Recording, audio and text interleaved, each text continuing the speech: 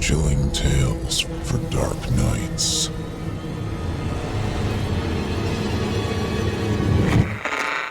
Want to make sure you never miss a Chilling Tales for Dark Nights video again?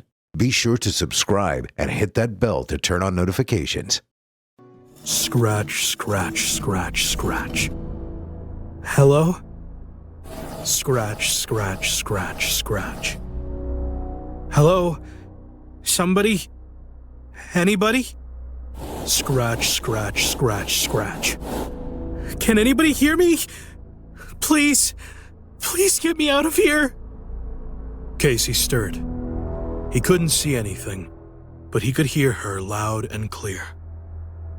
Dove? Is that you? Of course it was. Her voice was unmistakable. Case? Scratch, scratch, scratch, scratch. Casey? Where are you? I'm right here, Dove. Follow my voice. Casey was shaking in his sleep. Lucidity was creeping in, but the nightmare's grip was strong. I can't. I'm stuck. Scratch, scratch, scratch, scratch. Casey, you have to get me out of here. Say you'll get me out of here. Casey's heart was hammering inside his head, but he couldn't hear it over the scratches. Out of where, Dove? Where are you stuck? He knew that it was just a dream. Dove was dead. Not only that, but it had been an open casket funeral, and Dove's coffin was padded everywhere. The scratches weren't making any sense, so they couldn't be anything other than a figment of his imagination, as was the scared voice of his dead friend. Scratch, scratch, scratch, scratch. The back rooms, Casey. I'm stuck in the back rooms. Casey woke up, drenched in sweat. Again. It had to have been the sound of heavy rain hitting the lacquered wood, not the general sobbing nor the priest straining his voice over the wrath of Mother Nature. It couldn't have been car noises or the like, that's for sure. The cemetery was nowhere near traffic-ridden streets. No, it was the rain falling on the coffin lid. That had to be the sound that made Casey feel so uneasy. Dove's grace was admired by classmates and teachers alike. Casey pressed his lips together and shook his head absent-mindedly. Grace. Grace, of all things, was brought up at Dove's funeral. What had Dove been like? Smart? Yes. Strong? Very. Beautiful? Without a shadow of a doubt. But graceful. Her back was always drooping like she was the human version of a question mark, and she never saw a problem in playing soccer wearing a skirt. If Dove's spirit was present, the likelihood of her face-palming herself was staggering. Casey chuckled to himself at that mental image. His father smacked him over the head. "Pull yourself together," he hissed from between clenched teeth. Casey was very well put together. He was so well put together that he was the only one to recognize the eulogy for the garbage it was. Whoever wrote it relied too much on their Google search. Casey eyed Dove's mother. The woman was devastated, surely, but this wasn't a funeral for her daughter, but a funeral for the daughter she wished she had. The rain was unrelenting. Casey pictured Dove standing beside the big oak tree, 10 feet from where he was, dressed in her maroon overalls, mocking every word coming out of the priest's mouth. Dove had been the funniest person Casey ever knew, mostly on Monday mornings when she would reenact the Sunday service she had attended the day prior. Dove was not like those other kids who were forced to go to church because their parents said so. Oh no. The Sunday service was her favorite time of the week. Not only would she listen carefully to everything the priest said so she could debunk it later, but she also paid close attention to the other people attending. Dove loved calling out hypocrisy, and nothing quenched her thirst as churchgoers did. Although, selectively, she thrived on gossip. Theater critic, every hour Dove spent studying Every time she opened a Word document to write something that wasn't school-related, every time their D&D squad would talk about dreams and aspirations, Dove would mention she'll be a theater critic someday. Grace? Theater critics are not graceful. Grace is surrounded by pastel colors, and Dove was as rich in pigment as Indian ink. Why didn't the priest mention that instead? That her biggest passion was writing, and that she had more drive than Quicksilver in a sauna? Why didn't anybody point out that only 4 of Dove's 7 cousins showed up? Why did Dove, of all people, have to die? Why was the world so unfair? Why was it raining? There were too many people crying just for show, and Casey didn't want to contribute to the masquerade. Either way, the tears wouldn't come. Casey felt too uneasy to cry. There was something about the noise around him. It wasn't the sobbing, nor the priest straining his voice over the wrath of Mother Nature. Casey kept telling himself that it was the hard raindrops against the lid of the coffin. That had to have been it. That had to be what sounded like scratching. Scratch, scratch, scratch, scratch, scratch. 3 weeks have passed since Dove's funeral, and the nightmares just got worse and worse. Casey still couldn't see anything, but Dove's voice reverberated within the confines of his mind, louder than it would have if she were right next to him. Hello? Dream Casey was set on not responding this time around. Hello? Is anybody there? Casey felt his temperature rise, but he managed to keep the dream version of himself quiet. He was not going to interact with his dead friend. Not tonight. Casey was sick and tired of feeling like he hadn't slept in years. He was sick and tired of dreading nightfall, knowing full well that the torment will start anew once he lowered his head on the cool pillow. Can anybody hear me? Please. Please get me out of here. Scratch, scratch, scratch, scratch, scratch. Case! Dove was crying. Casey, please. Please talk to me. I'm so scared, Casey. I'm begging you. Something was tickling Casey at the temples. Sweat or tears, he couldn't tell. That sensation should have been enough to wake anybody up, but, as always, Dove's calling from the other realm had no mercy. I need you, Casey. Please. Please get me out of here. He knew he shouldn't give in to his mind playing tricks on him. The real Dove was 6 feet under, feeding maggots and fertilizing the soil around her. Even so, Casey's will was hanging by a thread as fragile as spider webs. I thought you loved me. The thread broke. Don't you love me, Casey? Of course I do. Then get me out of here. Say you'll get me out of the back rooms. Casey woke up drenched in sweat again. Not only that, but he was also crying and shaking from the top of his head to the tip of his fingers. The school cafeteria was pretty empty. Casey's friends were all sitting at their usual spot alongside the elephant in the room, which was Dove's unoccupied seat. Karina, one of the 2 girls at the table, took her yogurt cup and almost slammed it on Casey's tray as soon as he sat down. What the hell are you doing? Casey wanted to know. Karina's face was stern and her voice even more so. You need to eat. Even though the girl was 1 year his junior, she acted like everybody's mother. I am eating. Casey pointed to the almost portion of mashed potatoes in front of him. Angie and Callum exchanged a glance, and both of them placed their muffins on Casey's tray. Angie also gave him her soda for good measure. You guys are being ridiculous. I don't want your food. That's too bad, because you're having it whether you like it or not. Casey was about to return the items to their respective givers, but Brian stopped him with a soft shove of his hand. Please, man, we all miss her, but you can't go on like this.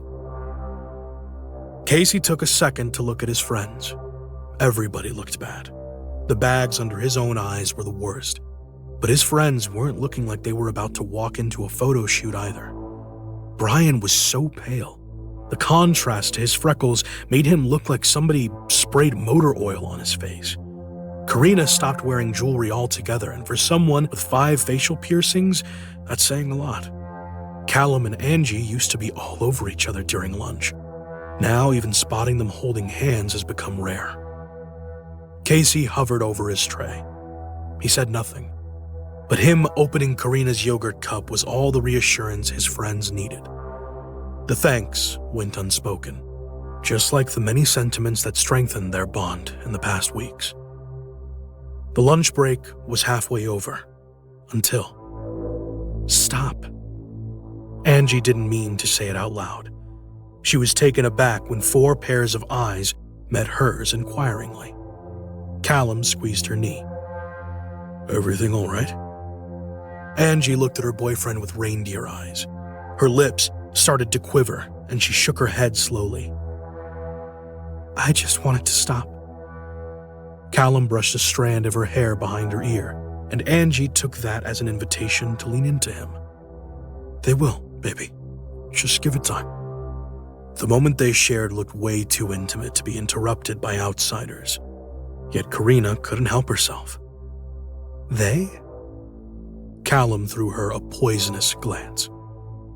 "Don't, Kay. Not now." But Angie didn't share his apprehension. She detached herself from Callum's side and brushed both hands over her face in an attempt at pulling herself together. "Ever since Dove died, I've been having these dreams." Casey felt his throat constrict. "They're weird. Like Dove is technically never in them, and I don't hear her or anything, but it's like I know she's there, and I know she's scared." Angie's voice broke on the last 2 words. "You don't have to do this, baby." Callum stroked her back, but that only seemed to make her more upset. "But I want to, just..." Everybody was holding their breaths. "It's... these rooms." Casey felt his heart beating inside his skull. "And they're repetitive, like room next to room next to room, like underground parking lots that are divided into sections, but narrow and never-ending. And there are no doors or windows, just rooms beyond rooms. Like it's this hallway with huge mirrors at both ends, so it just looks like it goes on and on and on. Room next to room next to room. And it's so odd. Everything is like this old, ugly yellow, and it's bright, but not that nice brightness. It's that abandoned hospital light, the one where you don't know if it's safer with the lights on or off." Angie was out of breath. "I'm not crazy." "Nobody said that, baby." "I'm not crazy." Half of the cafeteria turned to look their way. "Nobody thinks you're crazy, Ange." Karina stretched her hand over the table to caress her friends. "And if they do..." She turned her head towards the onlookers. "Let me at them." Casey hid his shaking hands under the table. Everybody did their best to comfort Angie until lunch break was almost over. Callum, Angie, and Karina stood up, trays in hands, ready to leave for their next class. The couple said goodbye, but Casey didn't hear anything. "You guys okay?" Karina was looking at Brian and Casey. Brian smiled and reassured her that he'll join her once Casey finished eating. Karina shrugged, squeezed Casey's shoulder, and left the boys alone. Casey and Brian were never particularly close, but they shared an understanding for each other that was hard to explain. Both were men of few words, and both appreciated the same things in life and other people. "You okay, man? You don't look too good." Brian eyed Casey carefully. His stare was focused, and his face had a little more color to it than it did an hour prior. Yeah, I'm good." Casey tried easing a smile into his statement, but Brian's stare was so intense, Casey could feel it prickle on his skin. That's when he noticed it too. Brian was shaking. So, Angie streams. Weird, huh? Yeah. Poor thing. The bell was supposed to ring any second now. The last of the students in the cafeteria had already gotten up to return their trays. Neither Brian nor Casey broke their stare down. Brian disrupted the silence, however. What about you? What about me? Any weird dreams lately? Casey felt the pits of his shirt grow cold and wet. No? What makes you ask that? His tone was way harsher than he intended it to be. Brian flinched a little and, just like that, his eyes grew wide and he broke the contact. Sorry, I didn't mean anything by it. I just thought you looked like... Never mind. You thought I looked like what? Casey moved closer to his friend. Brian seemed to reassess the situation and looked like he couldn't get away from it fast enough. Sorry, dude, my bad. I misinterpreted something. Just forget it, okay? Brian rose to leave, and Casey shot up and grabbed his arm with force to bruise. Tell me, goddammit. The lunch lady called out to them, reminding them of something or another that they should or shouldn't be doing. Tell me, please. Casey's voice was so quiet, he barely heard it himself. Staring into Brian's face, he realized that which he initially interpreted as confrontation was in fact despair.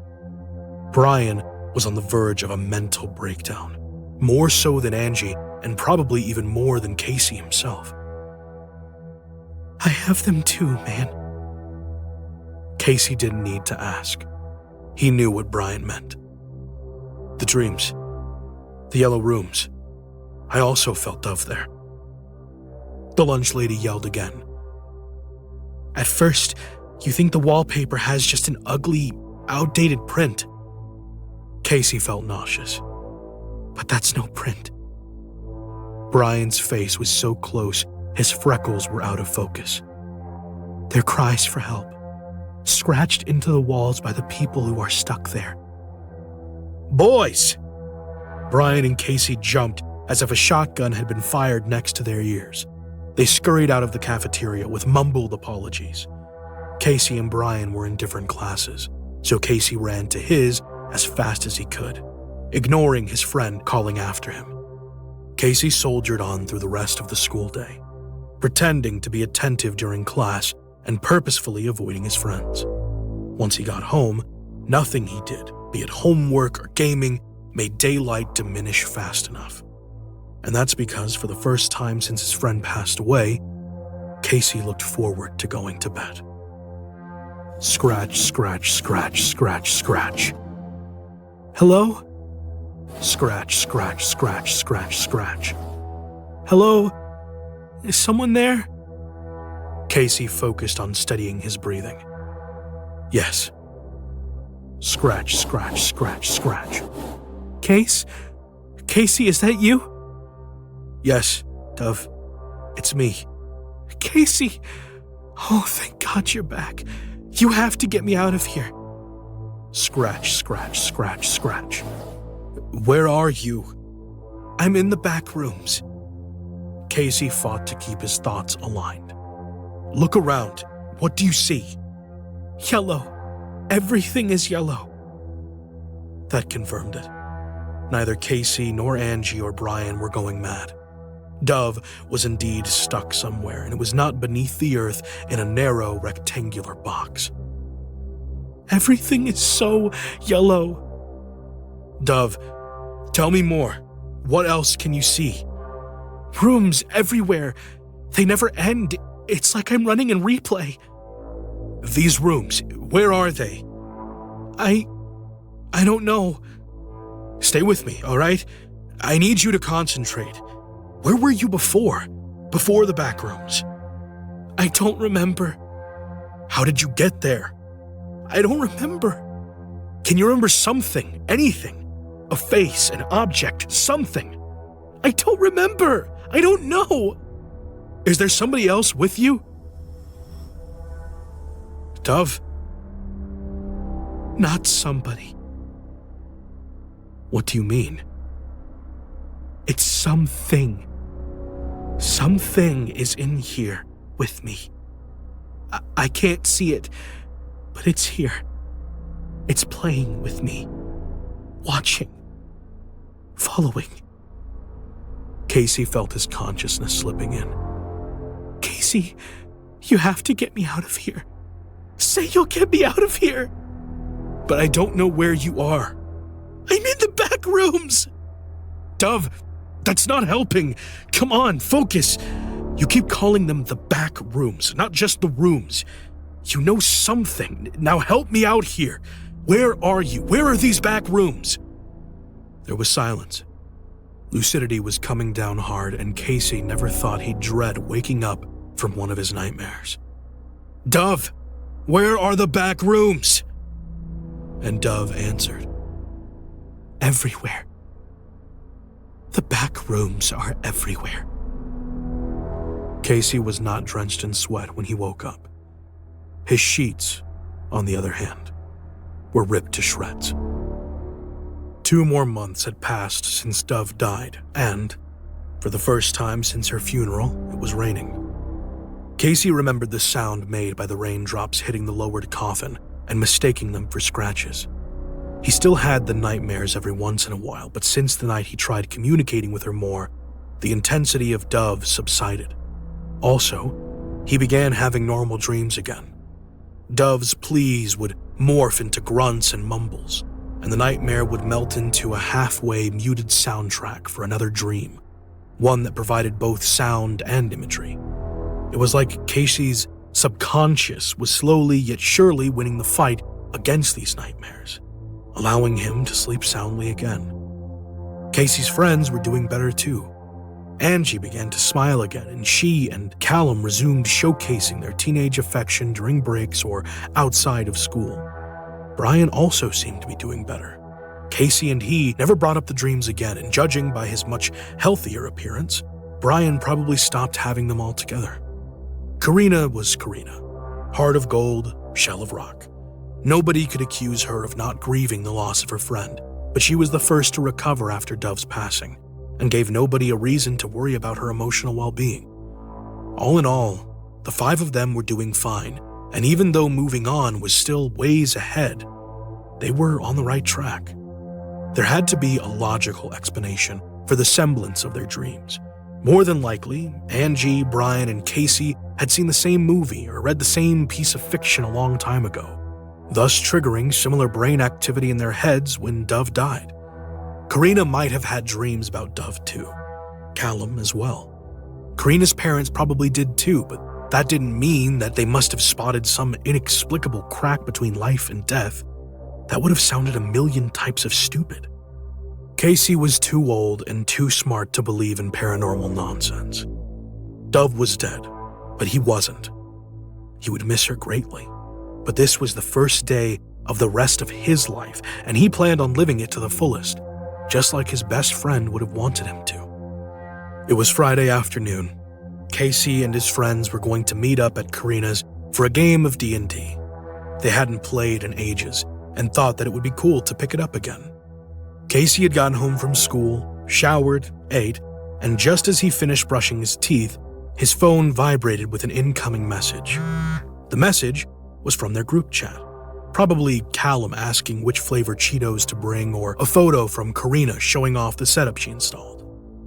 Casey opened the message and dropped his phone with a scream.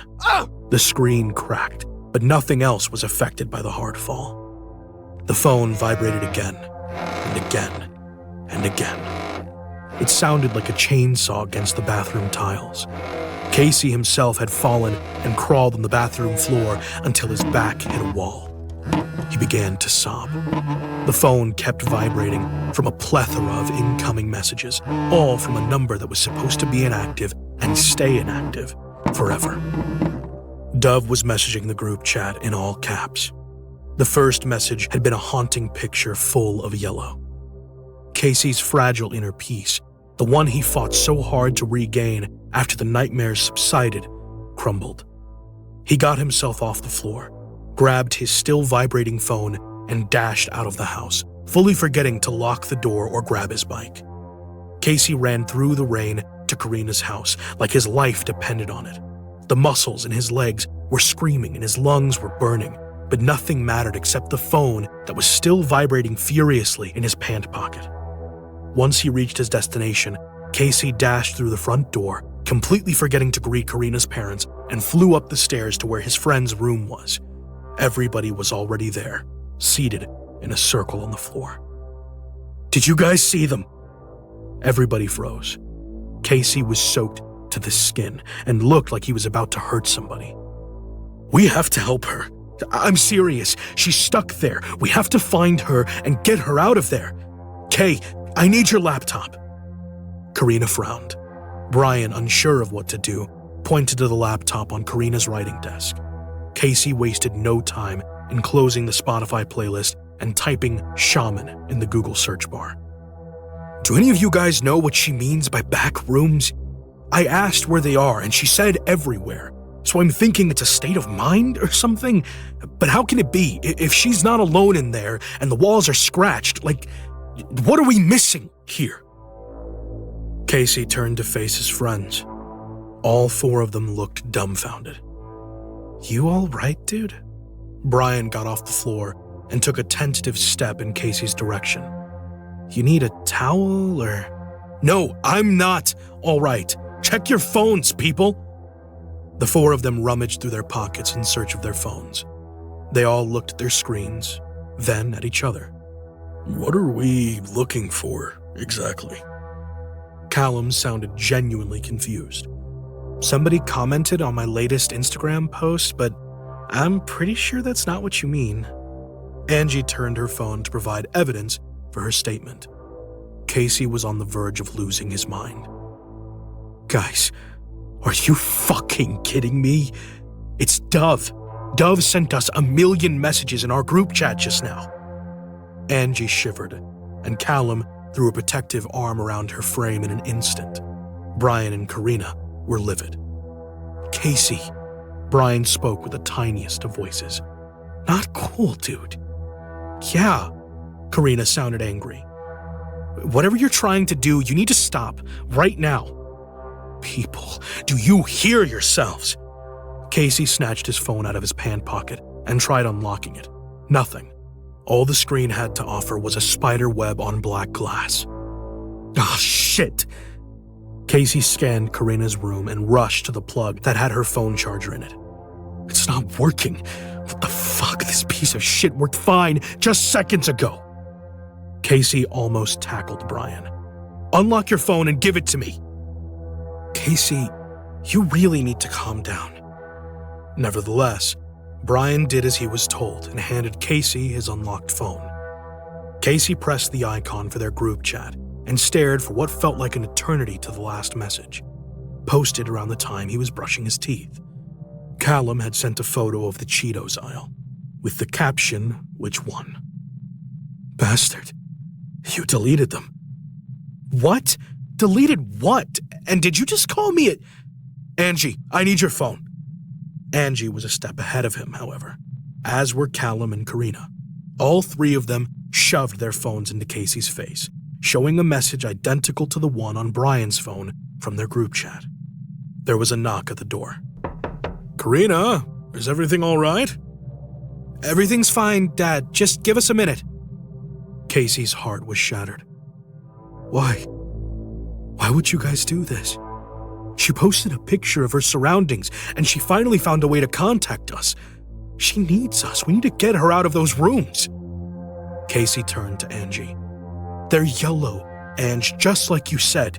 Yellow and never-ending." "Okay, enough. Back off." Callum rose to his feet. "Angie finally got rid of her insomnia from this bullshit. You are not bringing that back up again." "Karina, I'm coming in." Karina's 6'4" tall father stepped into the room, looking every bit as angry as his daughter. Karina's mother was right behind him. "What's going on here?" the mother inquired. "Casey was just saying goodbye to everybody." Karina's voice stung like frostbite. Weren't you, Casey? Casey felt his eyes water. He bit his lip, and in a last attempt at tugging at his friend's heartstrings, he turned towards Brian. Tell them. Brian was so white, he almost glowed. Brian, tell them. Tell them what you told me. The rooms, the yellow walls, the scratches. Tell them. Brian shook his head twice and shrugged. Sorry, dude. I have no idea what you're talking about. Something within Casey collapsed. Without another word, he went to get his phone and walked out of Karina's house with apologies he didn't mean. Casey's retinas stung. Blinking was difficult. The world was asleep while he surfed the blue fluorescent lights of digital worldwide knowledge, searching for something that might make him get to his friend. What color does yellow symbolize?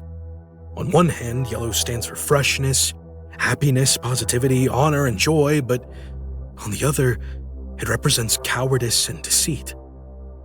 Not helpful. What is the spiritual meaning of yellow? Personal power and fulfillment, abundance, courage, and self-confidence. Yellow represents happiness, clarity, and sunlight. If that were so, Dove, wherever she was, would have been fine. Casey considered stealing his mom's credit card because he knew that the money he saved up wouldn't cover the things he needed to buy. An EMF reader, a thermal camera, maybe a Ouija board. Google was not all helpful, though. Casey found interesting articles and clips with and regarding people who survived clinical death, but finding these people on social media was a different process altogether. The ones he did manage to find had ridiculous privacy settings. Casey couldn't speak to anybody who might have seen the other side, so he was just as blind as in the nightmares with Dove. Casey yawned. He tried starting his phone one last time, but it remained unresponsive. He wished he could have had a better look at the picture of the back rooms. Maybe he could have spotted something Dove missed. Maybe he could extract it out of his phone somehow, upload it somewhere, and do a reverse image search of it. And if that didn't work, well, he wasn't the world's best artist, but he could throw together 5 lines in an attempt at recreating it and ask Reddit for clues. He would try anything, no matter how ridiculous. Casey yawned again and knew that it was time to go to sleep. He shut off his computer, got into bed, and closed his eyes. Scratch, scratch, scratch, scratch, scratch. Hello? Casey opened his eyes and sat upright. He was alone in his room and still very much awake. Dove? He looked around but saw nothing. Dove, are you in here? Casey got out of bed and looked under his desk, under the bed and in his wardrobe. He even opened the window to see if there was somebody outside. Nothing. Casey got into bed again and closed his eyes anew. Dove, can you hear me? Scratch, scratch, scratch, scratch. Yes, Casey, oh thank God, I thought you left. No, I'm right here. I'm not going anywhere. Casey was not asleep. He knew that for a fact. He still couldn't see his friend, but he could hear her as if she were right next to him. That was good. It meant less trouble for him to get a hold of her. It was so hard to reach you lately. Where were you?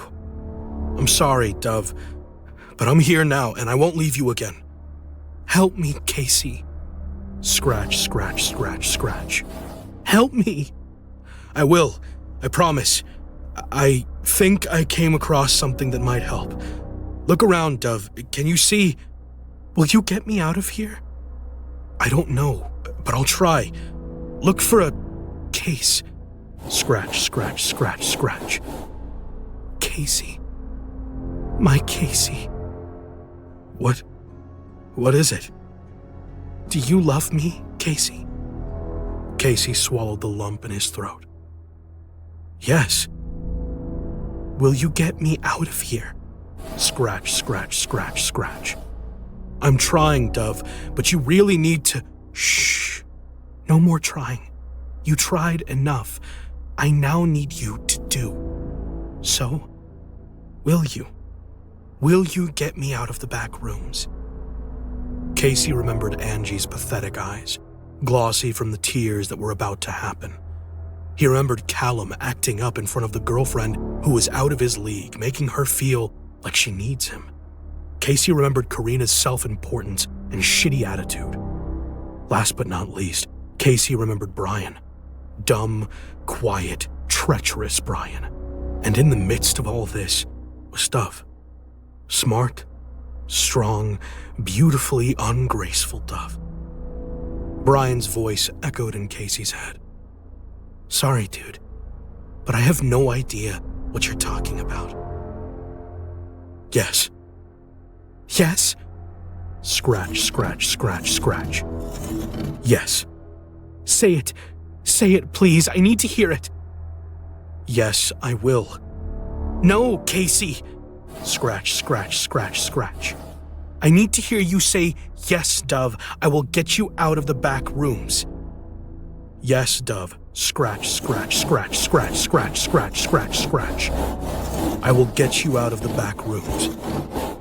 The scratching stopped. Dove began to cry. Thank you. I got you, Dove. Don't worry. We'll do this together. Now look around. Can you see a light switch anywhere? Silence. Dove, focus. A light switch. Can you see it? Silence. Dove? Casey opened his eyes, and the first thing he registered was light. Casey squinted, wondering if one of his parents heard him talking to himself and came to check on him. But then his eyes adjusted, and the first thing he saw was yellow. No. Oh no. Rooms, beyond rooms, beyond rooms. In what had to be the most haunting color in existence. Casey got up on wobbly feet and felt dread expanding to every cell in his body. Dove? But Dove was no longer there. Which is not to say that Casey was alone. The world we live in is full of things we don't understand. Being the curious humans that we are, we naturally try and seek these things out. Doing so has led us to remarkable discoveries and inventions that we never could have imagined 100 years ago. We have defeated disease, built to the sky itself, and even created machines that could take us beyond the clouds and into the stars. If our ancestors could see us in what we've created, I'm sure many of them would see us as gods. Our innate curiosity and lust for knowledge has not always led us to greatness, however. True evil and darkness have also been uncovered in humanity's conquest of knowledge. And in the end, I fear this evil will be our doom.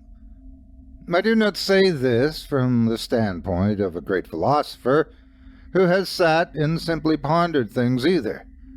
No, I say this because I have seen it, experienced it. I was a part of it. The event I'm about to relay to you is true in its entirety. This I swear. I feel certain that this will fall on deaf ears, and many of you will believe this to be just another spooky story meant to give you cheap thrills. But I promise you that this is neither my intent nor my purpose. The purpose of this story is to simply warn you of what lurks beyond the veil of what we can see and understand, to show you what awaits us in the darkness, even if I myself don't understand it. What I'm about to tell you has happened, and I feel certain it will happen again. In 1971, a not-so-well-known scientist began preparation for an extremely secretive project known simply as the Harbinger experiment. I would like to keep the identity of the scientist a secret for personal reasons, so throughout this recounting, I will refer to him as Zimmerman. Zimmerman's background is unclear at best, beyond 1971.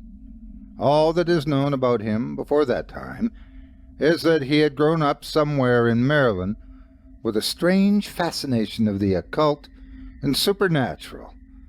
This latter made him an outcast among his fellow scientists due to how scoffed upon the metaphysical was, and still is, at the time. Zimmerman's options concerning the otherworldly were not the sole cause for him being an outcast, though. It was his methods that made him widely unaccepted among his peers. Zimmerman was well known during this time for being ruthless and cold beyond measure. He never cared about the means. All that mattered to him was results. And if he predicted the results to be valuable enough, anything would be worth obtaining them. It was this insatiable and brutal lust for the truth that made him feared among those that knew of him, and the few that knew of him and did not fear him believed in him and followed him and his work closely. The word Harbinger itself has such a mysterious and intimidating taste to it. Maybe it's the way it rolls off our tongues, or maybe it's simply due to its association with the project. But the word always seems to carry a certain amount of doom with it, which would make sense. The word itself means to warn or forebode. I can't imagine Zimmerman's reasons for giving the experiment this title, but in retrospect, it fits perfectly. Zimmerman came to a select few, me being one of them. He told us he was working on something big, and that he needed people who could keep confidentiality and not spread idle gossip of his work. While he did not fully trust some of us, he did know that we were professionals, and that for some reason or another, we were all in dire need of employment. I had worked at the local clinic as a doctor, but I was caught stealing medication and was promptly fired.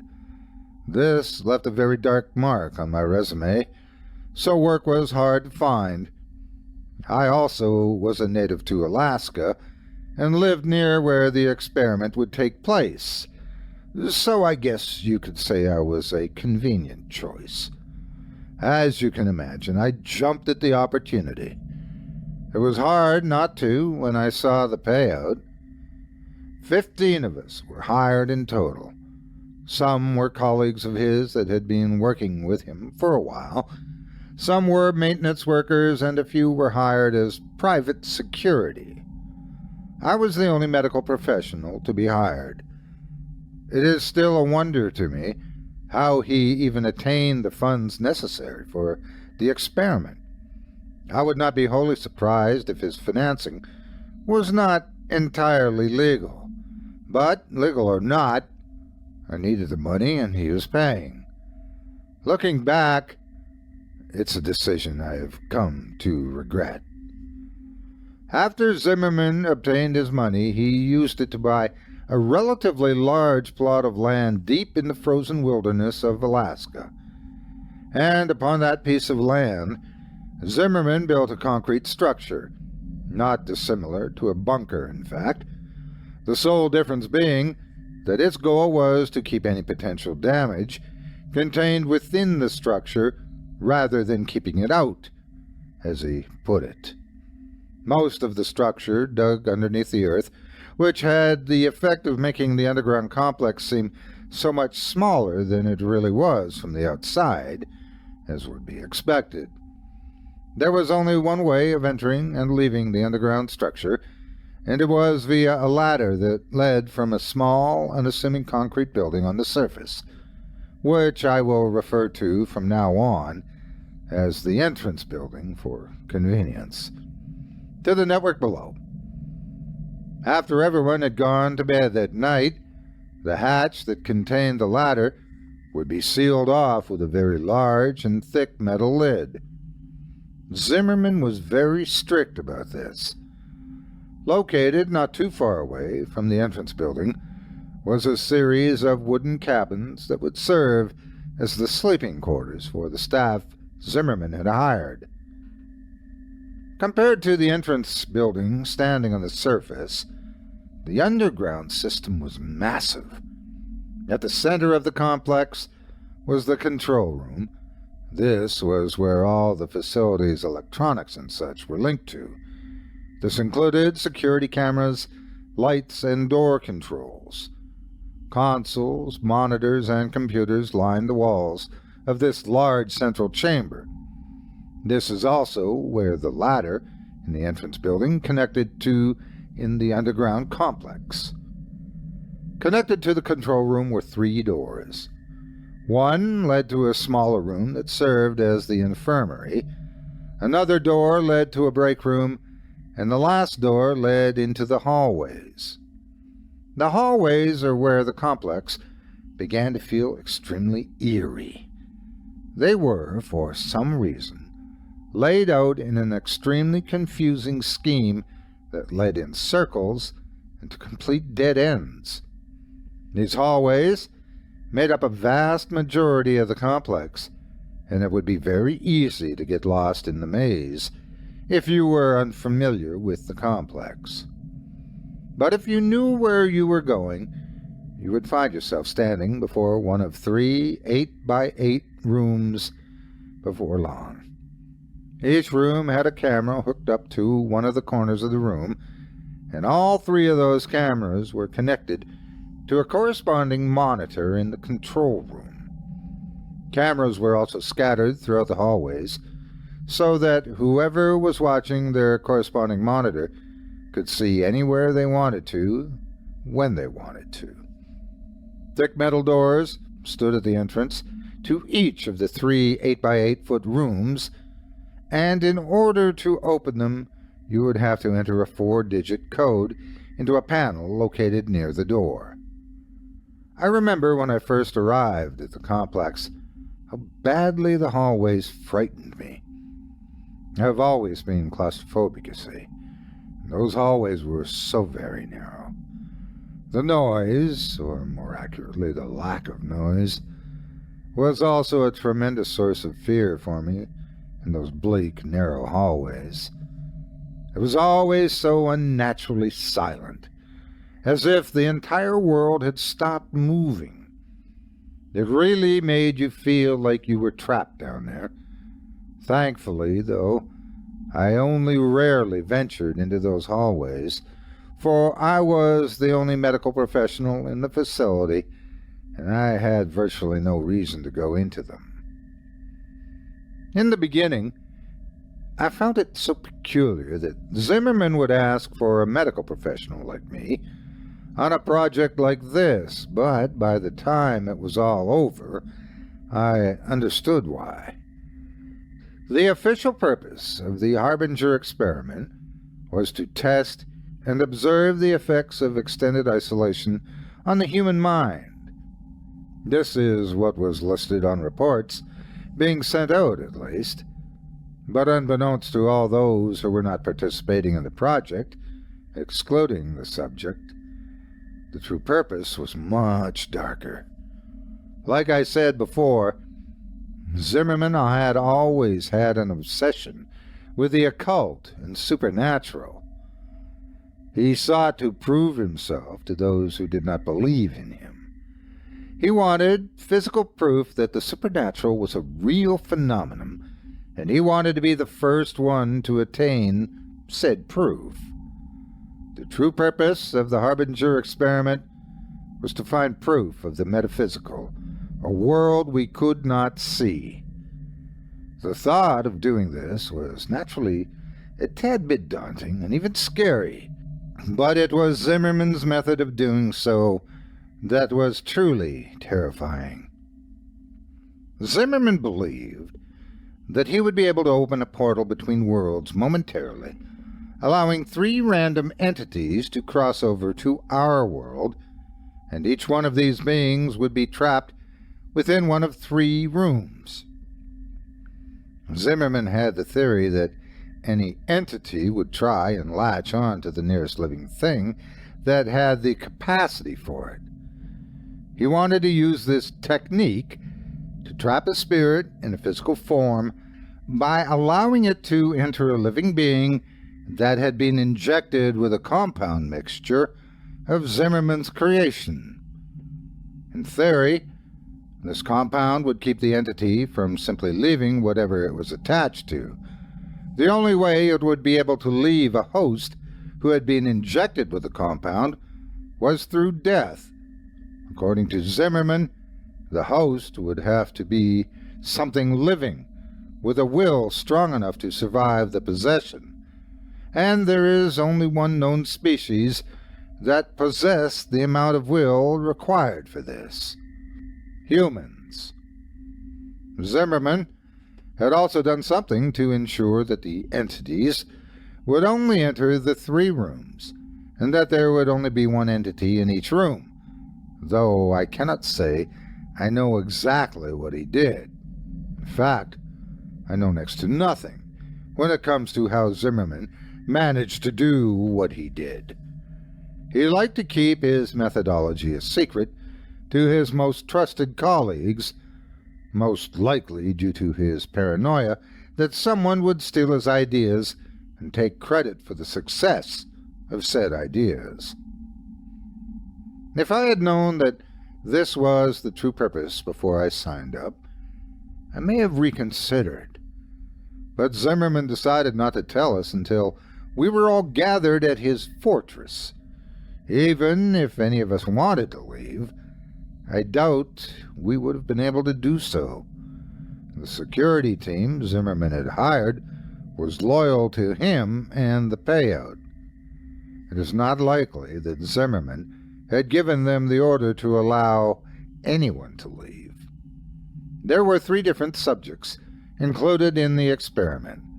All were native to Alaska, and each one was lured into the project under the belief that they would be participating in a harmless study of the effect of isolation on the human mind, as I mentioned before.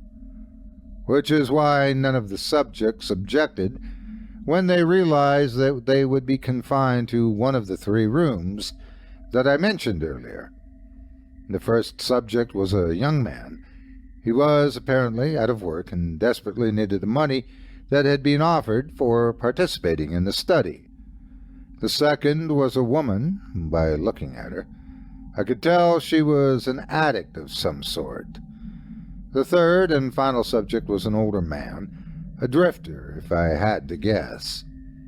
One thing that they all had in common was that none of them had any family or friends left. In short, no one would miss them, which is why they were chosen for this project. I'm so sorry. I wish I could supply more information about the subjects, but all of this has been drawn from memory, and I was given little information on the 3 to begin with. The experiment did not officially begin until 1987, 16 years after its original announcement. I was eager to begin, so I packed up and headed out to the complex as soon as I could. I arrived at the compound a week before the subjects had even signed up, and a whole month before the project even began. I was not the first to arrive by any means. When I got there, Zimmerman, his colleagues, and the security team had already arrived. I suppose you could say I was among the people Zimmerman did not trust to arrive first. Everyone had arrived about a week before the experiment began. There was a noticeable rift between those who were there simply for the money, like me, and those who were followers of Zimmerman. On October 15th, 1987, all the preparations were in place. The subjects had been sealed in their rooms. The cameras, lights, and speakers were fully operational, and all the staff members had settled in. The time had come for the experiment to officially begin. Zimmerman asked everyone to report to the control room around 9 p.m. to witness the beginning of the experiment. He wanted everyone to be present when he proved that all his theories had been correct and that he was not just a madman.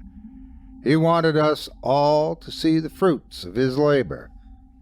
When everyone had finally gathered in the large control room, Zimmerman turned to us and simply said, "Observe." He then turned his back to us, leaned into the microphone that would project his voice through the 3 rooms, and then he began chanting in a strange language that I feel certain no one but Zimmerman could understand. We all observed the 3 large monitors on the wall, silently waiting for something to happen. The subjects all stood in their room, dumbstruck by Zimmerman's chanting, staring at the monitors with confused expressions on their faces.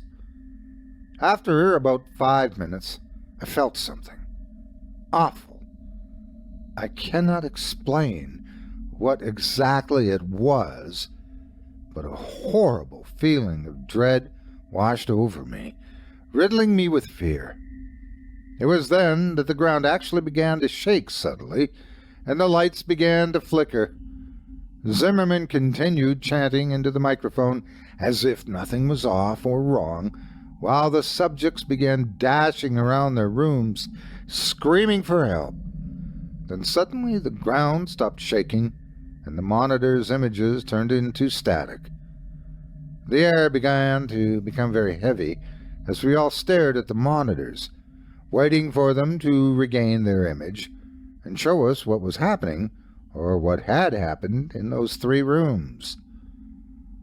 For a while all was silent, but then there was screaming. The screams of a woman going through unbearable pain, and terror began to echo through the compound. The similar screams of men began to coincide with the woman's terrified screams, and together they mixed into an awful symphony of pain and fear that beat mercilessly into our ears. Those of us who were here for the money began to give each other scared looks, while those loyal to Zimmerman seemed completely unfazed. We wanted to leave and never come back to this awful place, but we all knew deep down that Zimmerman would never allow that to happen. We were here for the long haul. There was no escape. It was 10:13 p.m. when the screaming finally stopped. The monitors had yet to reveal to us what had occurred in those 3 rooms. As soon as the screaming ended, Zimmerman stood and dismissed us all for the night, adding that we were all forbidden to come back into the compound until 10 a.m. tomorrow morning, not like any of us wanted to. We all solemnly made our way out of the compound and toward the cabins and settled in for the night. I feel it is safe to say that not all of us slept well that night, and I was not one of them. The following morning, all of the staff had arrived at the entrance building. We all stood inside exchanging tired or nervous looks as we waited for Zimmerman to arrive and open the hatch that concealed the ladder. I could see palpable fear in the eyes of some of us, while others did not seem to have been even remotely affected by what happened last night. Zimmerman showed up 5 minutes after 10, apologizing for his tardiness as he came through the door of the entrance building. He opened the hatch and, without any hesitation, began descending the ladder downwards into the black abyss. He almost seemed enthusiastic. I was the first to follow behind Zimmerman's dark descent into the facility. It seemed that the farther I climbed down, the more the darkness closed in on me, as if it was trying to swallow me whole. As I climbed deeper, I couldn't help but feel that this place was different somehow. While before there was only the unsettling concrete hallways and rooms, now there was something else. Something made the eeriness feel so real and personified. I felt like a horrible and gruesome scene awaited us down there, but I continued climbing downward, despite my fear and my hesitation. This was no longer just a spooky bunker. There was darkness and malevolence in the air. A true evil now lived here, and I could feel it. We all could. I finally felt my foot touch ground and let out a silent sigh of relief to be on solid ground. Almost as if on cue, the light bulbs came alive, dousing the room in their warm and welcome light. Zimmerman must have turned on the power, I thought. I allowed myself to take a couple of seconds to examine the control room. It was exactly as we had left it last night, for which I gave a silent and thankful prayer. It was almost as if nothing unusual had ever happened. I shook myself from my thoughts as I remembered the static-filled monitors from the night before. I let my eyes slowly make their way toward the monitors on the wall, anticipating the grim and fearful scenes that would be on them. My attention was first grabbed by Monitor 1 and 3, which were still pure static. It would have been a small relief, but then the motionless image on Monitor 2 caught my eye. Room 2 was entirely still, and everything seemed entirely untouched. I couldn't help but gasp as I noticed the only thing that was different. The woman lay in the center of the small concrete room.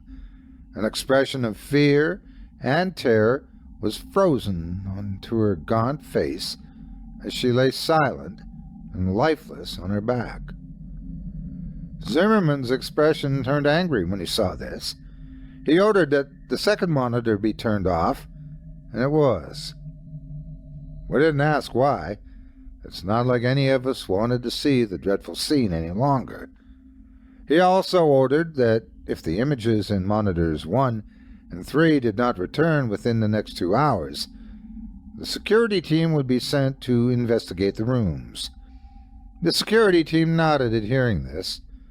They made it seem as if they had no fear, but I could see it in their eyes. The subtly loud tick-tock of the clock was the only sound that echoed through the control room while I stared at the monitors. An hour and 50 minutes had gone by, and static was still all that occupied Monitor 1 and 3. All of the other staff members were working except me. This was due to the fact that the project had been completely injury-free thus far, so I essentially had nothing to do but wait for someone to hurt themselves. Zimmerman, a couple of his colleagues, and I were the only ones that occupied the room. They quietly chatted amongst each other on the other side of the room, while I spent my time reading and pondering the situation I currently found myself in. I had clearly made a mistake coming here. The corpse lying in room 2 was evidence enough of this. God only knew what awaited us in rooms 1 and 3. My thoughts were soon interrupted as Monitor 3's image returned. The clear image now displayed on the screen made everyone's eyes noticeably widen. What was displayed on the monitor was horrifying. A humanoid thing stood in the center of the room, staring directly at the camera, unmoving. It was wearing the jumpsuit that Subject 3 had been issued, but this clearly was not the same man that had entered the room. What caught my attention first was its eyes. They were solid black and twice the size of normal human eyes. They seemed so endless and so cold. Its head had also grown with the eyes in such a symmetrical and unsettling manner. The being also shed all of the hair it once had, and even from the monitor I could see how unnaturally smooth and clear its skin was. It had also seemingly grown in height and stature, which could be seen in the fact that the jumpsuit was obviously far too small for his wear. The limbs had grown especially long. Its arms hung almost as low as the creature's knees. What we were looking at was in no way the same man we had sent inside. Fear. Fear was all I felt as I continued to stare into the monitor at the thing in the room. And my fear seemed to be shared by those around me, which made me feel kind of good. It may sound awful, but it was a bit satisfying to see that Zimmerman and his colleagues could feel fear too. But at the same time, it was worrying because this showed that this was not a part of Zimmerman's plan. Something had gone wrong. We all stared into the monitor at the thing despite our fear. It was almost as if we were in a trance. My already present fear began to grow and spread rapidly through my body as I became lost in the creature's eyes, trapped in its terrifyingly hypnotic gaze. After what felt like forever, I managed to break eye contact with the creature and divert my attention from the monitor, and when I did so, I felt my fear levels drop considerably. After a short while, Zimmerman ordered his security team to make their way to Subject 1's door, just as he said he would do. The security team left without question, armed only with batons and pistols. I focused my attention on watching the men progress through the hallways towards Subject 1's room via the cameras. Even through the not-so-high-quality cameras, it wasn't hard to tell that these men were afraid of what awaited them. Their heads were downcast as they walked. They did not possess the same confidence within them that they did when this project began. They looked like little scared boys being sent off to a terrible war. Eventually they made it to the door. We had perfect vision of them and the door via the hallway camera. One of them said something through one of their walkie-talkies and made a motion toward the camera. In response, one of Zimmerman's colleagues buzzed the door open. The men already had their pistols out by the time the button was pushed. Slowly, the door began to open. We all watched eagerly as the men began to approach the door, guns aimed inside. Suddenly, and without warning, there was a loud shriek, and as something bounded out of the room at the men, the monitor turned into static. Immediately, we could hear screaming echoing down the hallways, followed shortly after by the distinct sound of gunshots. We could do nothing but wait. After a couple of minutes, the screaming and gunshots stopped. We all waited and prayed, hoping that whatever bounded at them from the room would not be the one to return to the control room. After a couple more minutes, 3 of the men came back, carrying with them the corpse of the 4th. He had massive cuts covering his chest, and his face was shredded. You couldn't even tell who he was anymore, or even that he was human. I was used to gore, being a doctor and all, so I felt somewhat unfazed by the mass of shredded flesh and bloodied meat they carried with them. But many of the others went pale and vomited. The security team all wore emotionless expressions and eyes filled with terror. One of the men finally looked up at us. He stared at us for a while with those wide eyes of his. "It's dead," he finally managed to mutter in a shaken and scared voice. A couple hours went by. The dead man's name was Frank. He was buried outside in the cold Alaskan ground. 2 of the men were unharmed, physically at least. The third was alive, but only barely. His body was covered in bloody slashes, and one of his eyes had been gouged out. I managed to stabilize him, but only just. The other 2 men vaguely explained what happened. Apparently, Subject 1 leaped out at Frank after the door had opened, only it wasn't really Subject 1 anymore. According to them, it had a hideously contorted face and long, sharp claws. They claimed to have shot it over 12 times before it fell dead, and then they emptied another 12 bullets just to make sure it was really dead. Only once it was dead did they come back. After tending to the wounded man, I went to investigate the monitors. As afraid as I was of seeing what those monitors may have held, I needed to see. Subject 3 was the only one left now, and I needed to see it and make sure the creature was still in his room. It seemed to be more like a jail cell than an ordinary room at this point, though, which was probably a good thing. The cameras displaying Subject 1's room and the hallway outside it still displayed a static-filled screen. No one was sent to repair them or investigate. We just had to hope that Subject 1 was well and truly dead. Monitor 3's image was exactly the same as I had left it. Subject 3 was still staring directly into the camera at us. He was still in the exact same position, and if it were not for the small fan in the corner of the room, I would think I was looking at a still image. In a way, I felt relief at seeing this. Relief that he was still in his room and had not escaped while no one was looking.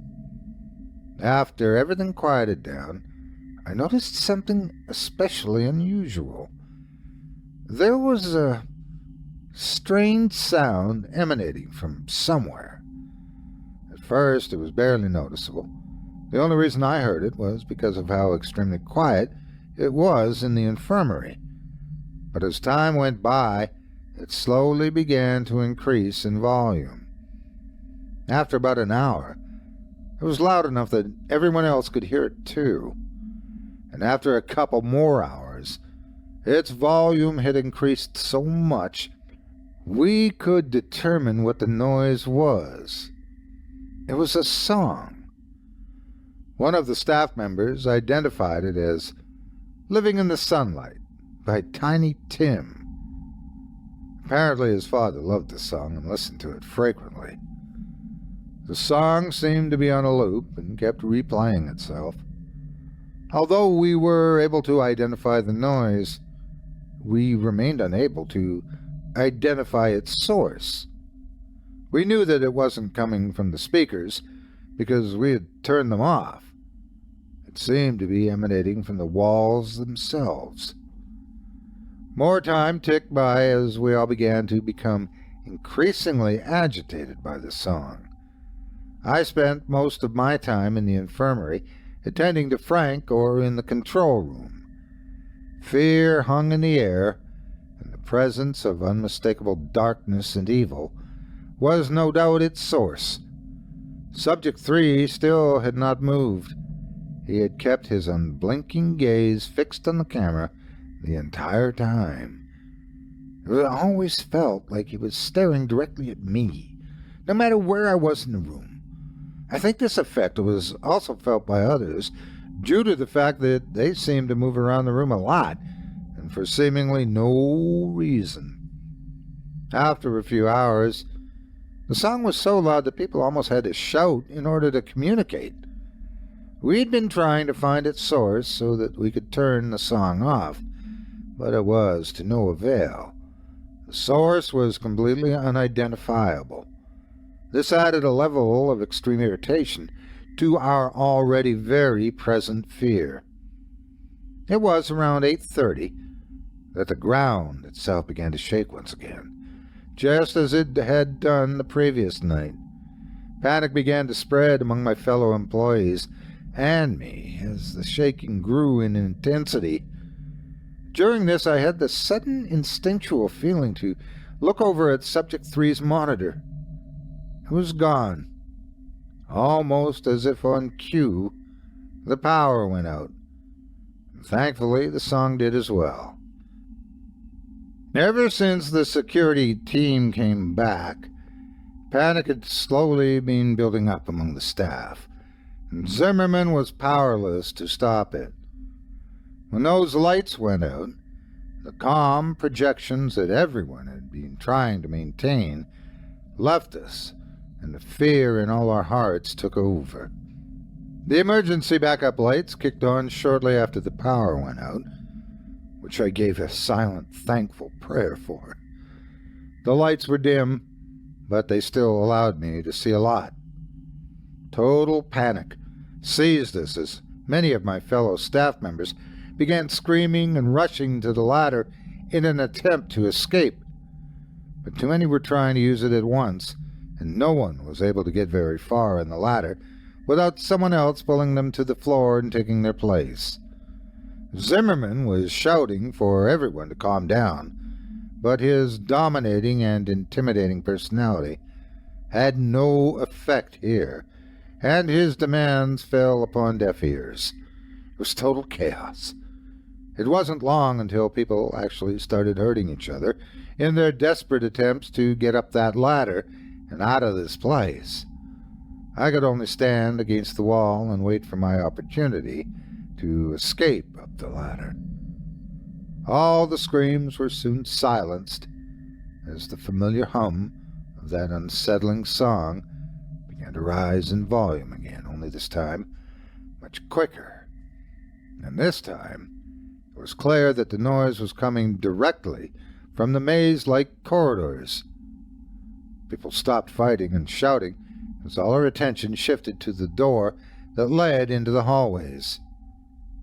The song quickly got louder than it had ever been before, which forced many of us to cup our ears with our hands in an attempt to silence the noise. Then, suddenly, the song just completely stopped. Silence. That was all that filled the room as we stared at the thick metal door in anticipation for what was coming. It felt like ages had gone by, but in reality was probably just seconds before the silence was broken. The door suddenly and violently burst open, and the music started again, louder than it had ever been before. The suddenness and the volume of this caused many of us to recoil by falling to the ground and grabbing our ears in an attempt to block out the noise. I glanced up for just a second, and in the doorway stood a tall, smooth-skinned figure with long limbs and eyes so dark and malevolent you could clearly see them in the dim lighting. After I got my bearings, I looked upwards at the creature once again, just in time to see the thing pick up and rip Zimmerman in half in one fluid movement, dousing the room and everyone in it with his blood, intestines, and organs. I was no stranger to gore, but the sight of that was too much for me to bear.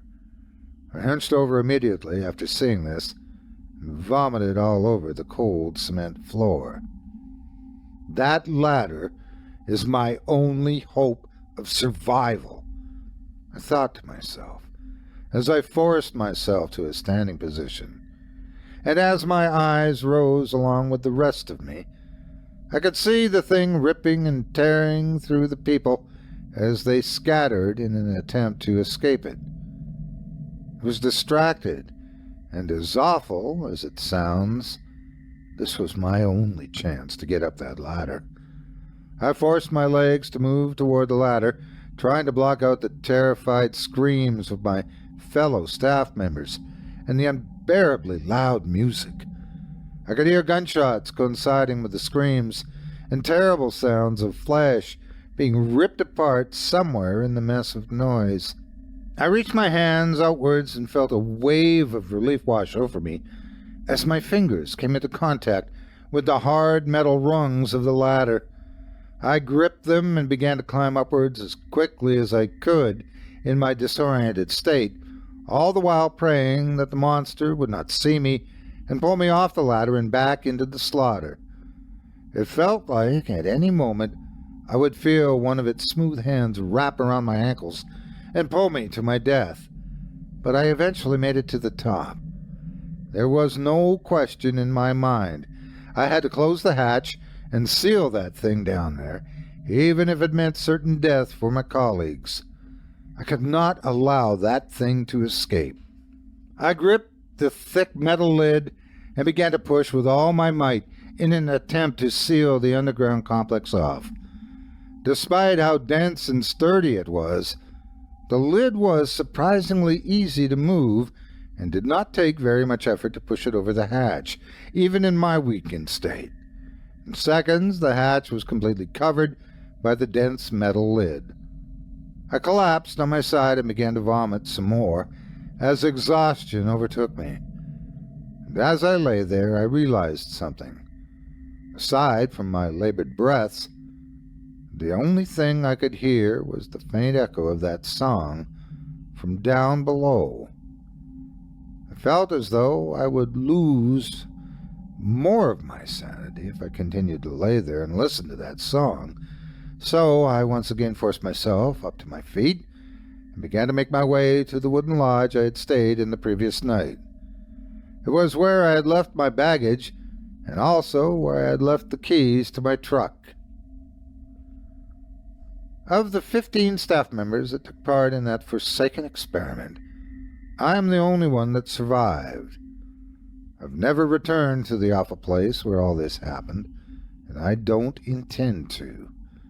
The project was very secretive, and Zimmerman was the only one who knew all the details of it. As far as I know, no one is aware of my involvement aside from me. In fact, I am probably the only one who knows what the Harbinger experiment truly was, let alone what actually happened. By now, you are probably wondering why I have told you about something none of you should be aware of. Maybe you're expecting me to give you a speech about not messing with things you don't understand, or something along those lines. I hope not, for I have no speech to give or lesson to impart. I began hearing a noise earlier today. Almost immediately I recognized the noise as a very haunting and familiar song. I didn't even try to trace it to its source. I knew it would be pointless.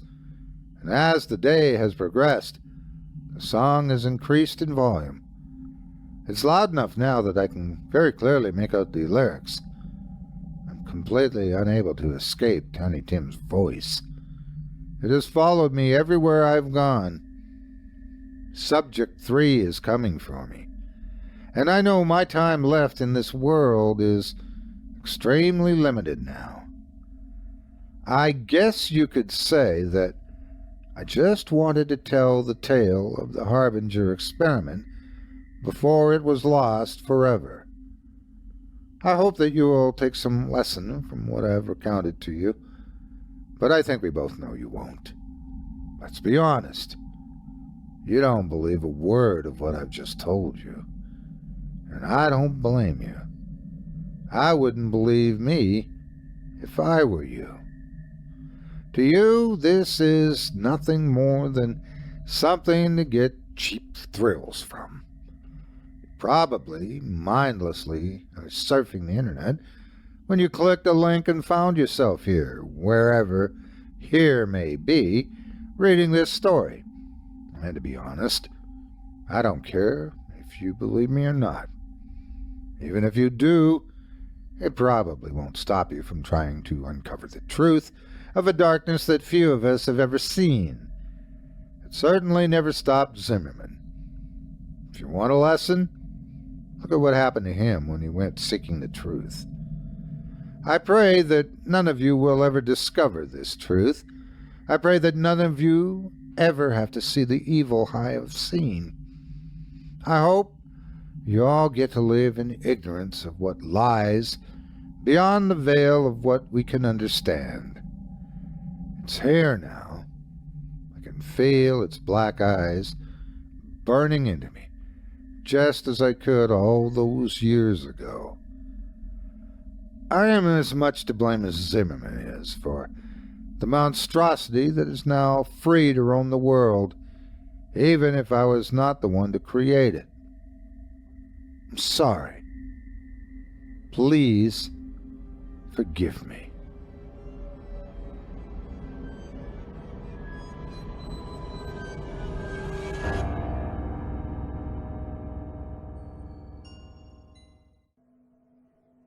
Tinnitus. A nightmare of a disease affecting millions of people, myself included. How could I best describe this condition? An incessant, nail-on-chalkboard screeching that goes on for every minute of every day. Just imagine never experiencing the true bliss of utter silence. Maybe it's not too uncommon to hear a vague ringing, especially for people like me, who had grown up to become an obnoxious teenager with no regard for volume control. Understandably, my parents were not happy about my blasting loud music at all hours.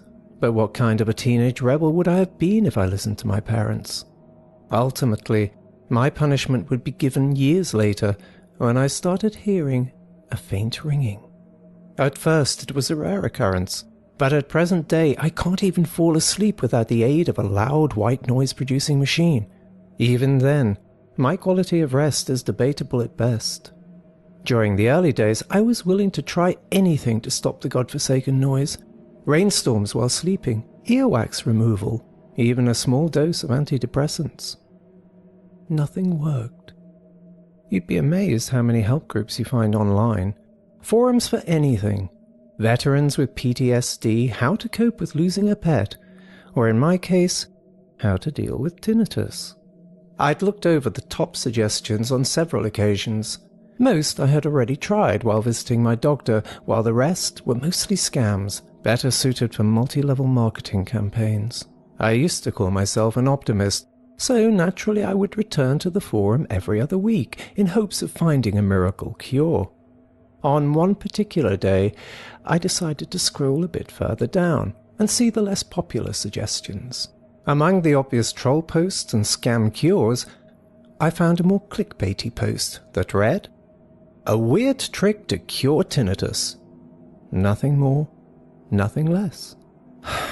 I sighed and started reading, preparing myself to be disappointed yet again.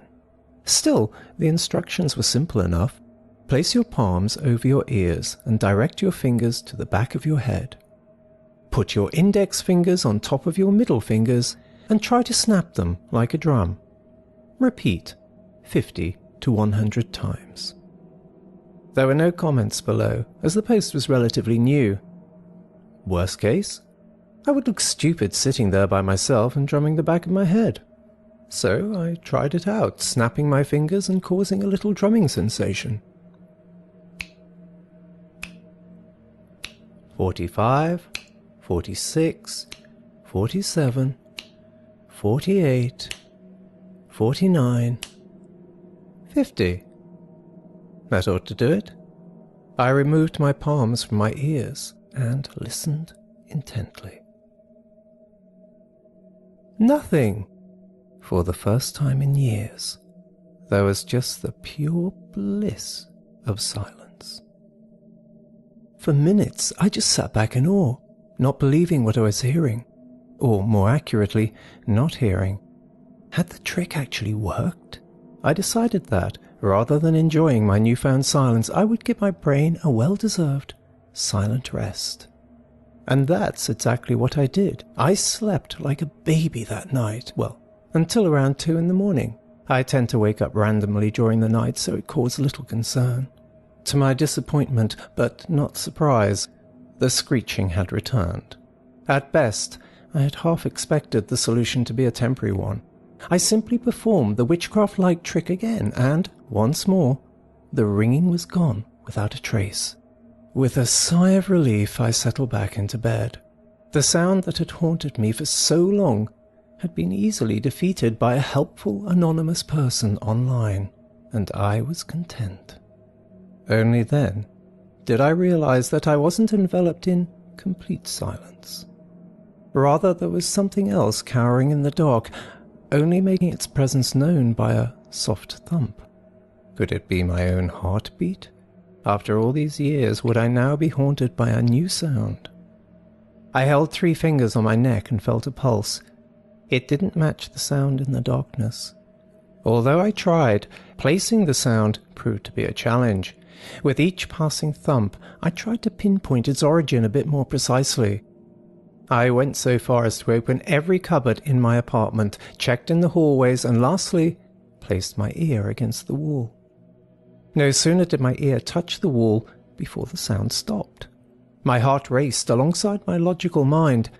There had to be a simple explanation. Maybe it was a busted pipe, or one of my neighbors being a prick late at night. No matter the cause, it was time for bed. In the morning, the ringing returned.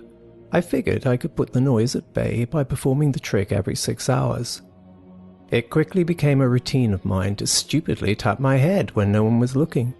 And it worked. Everything was great, apart from my nightly routine of waking up around 2 and hearing the same thumping, softly keeping me company in the darkness. Most nights, I simply ignored it. But other nights, curiosity got the better of me, and I pursued the sound. Each night, I once again failed to locate the sound. I simply couldn't place it, and I couldn't be bothered to stay up long enough to figure out when it started and when it ended.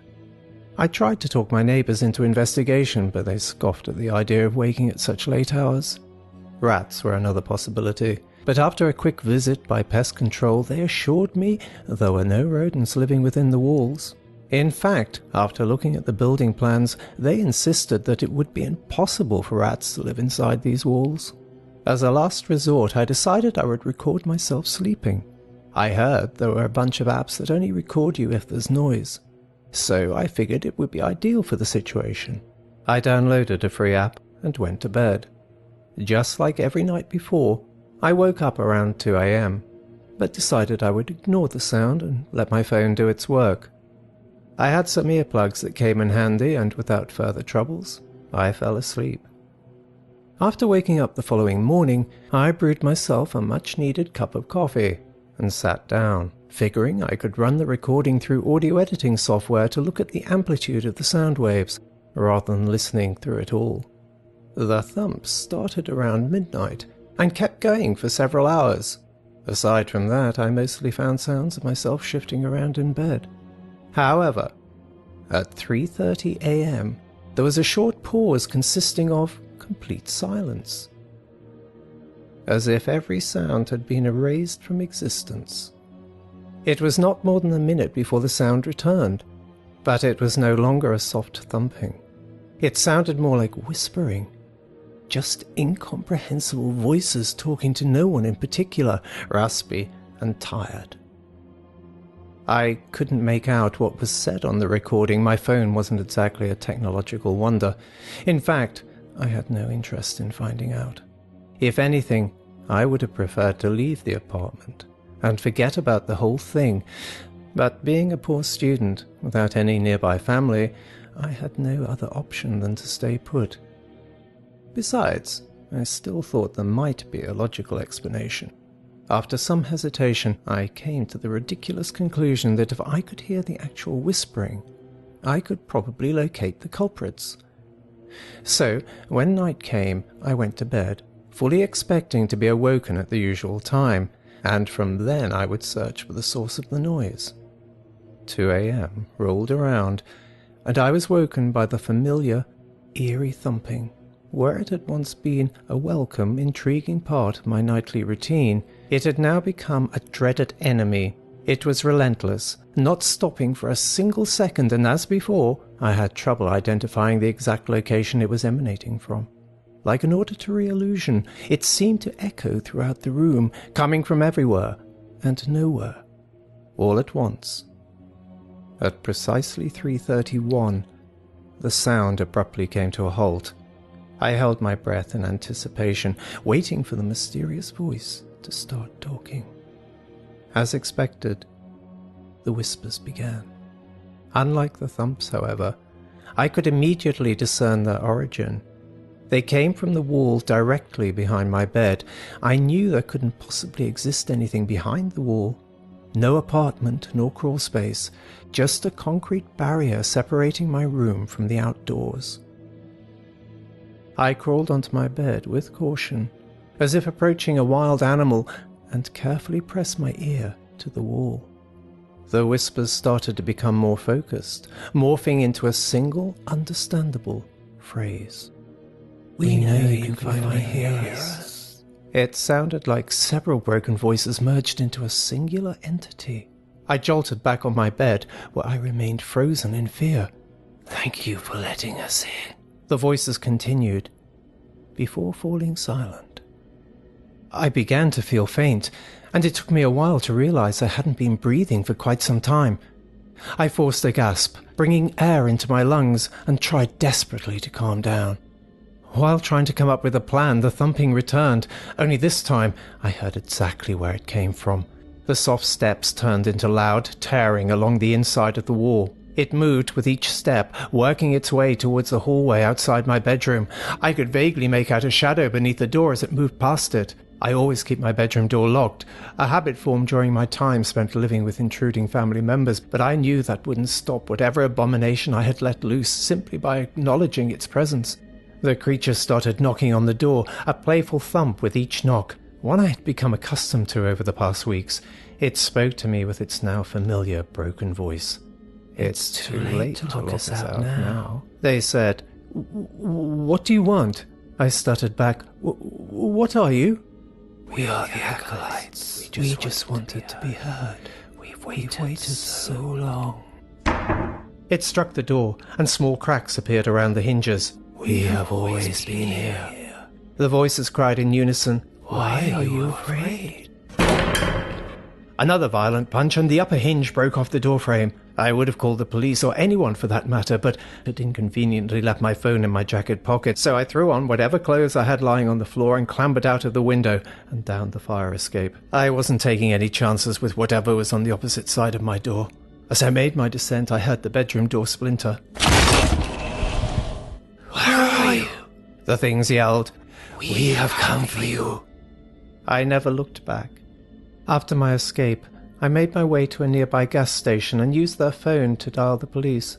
I told them, without going into specifics, that there had been an intruder in my apartment, and explained how I had fled down the fire escape.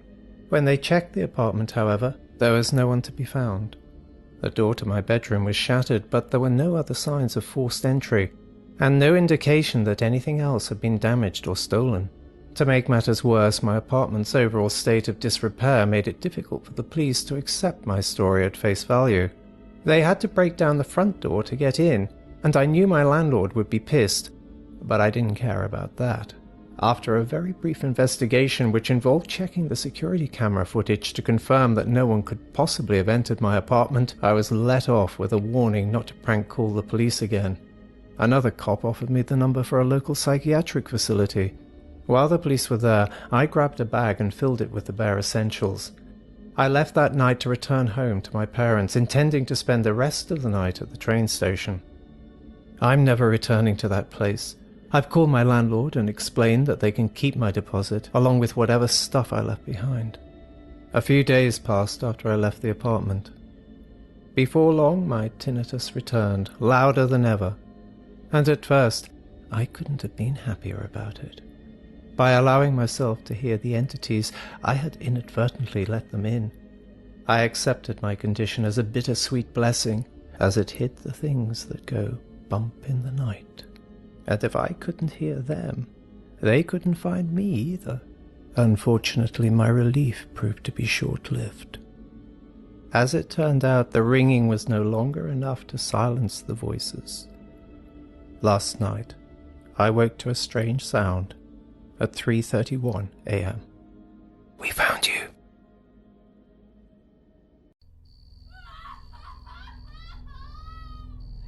There's nothing down there but bodies, you scummy bitch.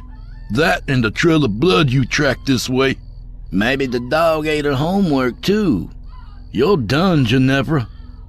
They hauled her up, still screaming her head off, and dragged her to the waiting police car.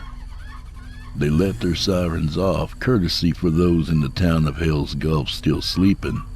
But Ginevra's screams carried through the night regardless, all the way down to the station.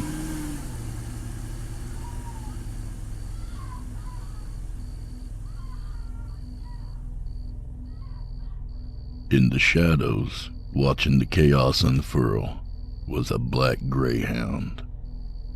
As the convoy of police and bystanders eventually disbanded and left the scene, he slunk away into the depths of the woods. This world has no more left for you, my love, he promised. I think I'll be seeing you again soon.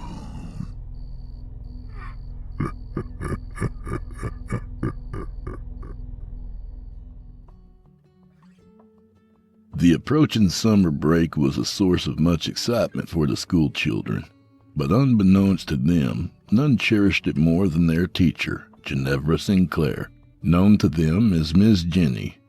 Soon would be gone the days of being cooped up in a stuffy classroom, sweating in a tweed dress under the impending heat.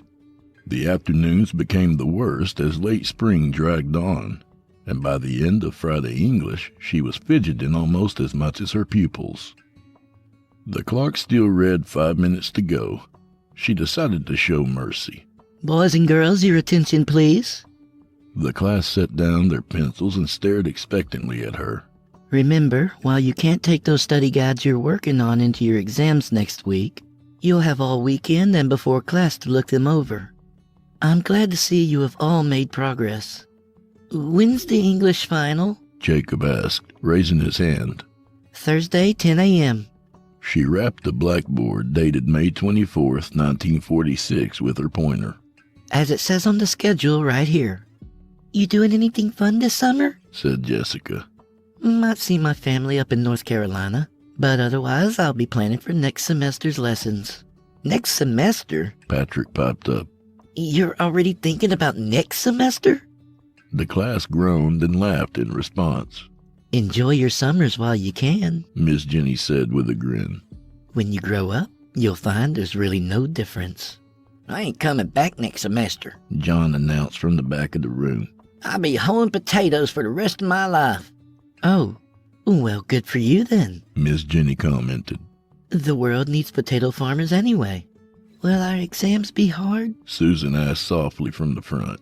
I'm afraid I can't speak for them, Miss Jenny answered, shaking her head.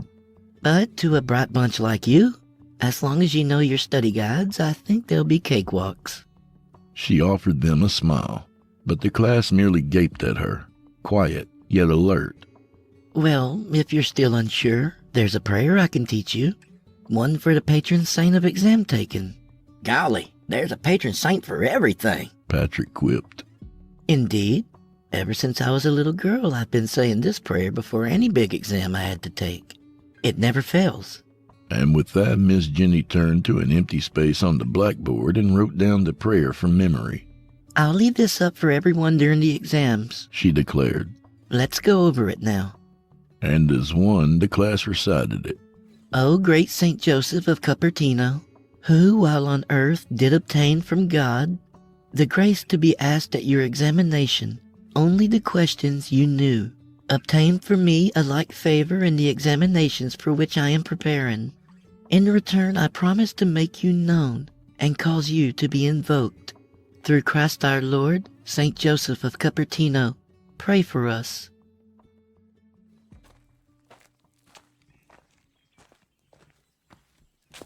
The walk home in the North Florida heat was no less demanding, and by the time Ginevra crossed the threshold into her home, she was yearning for a cool bath.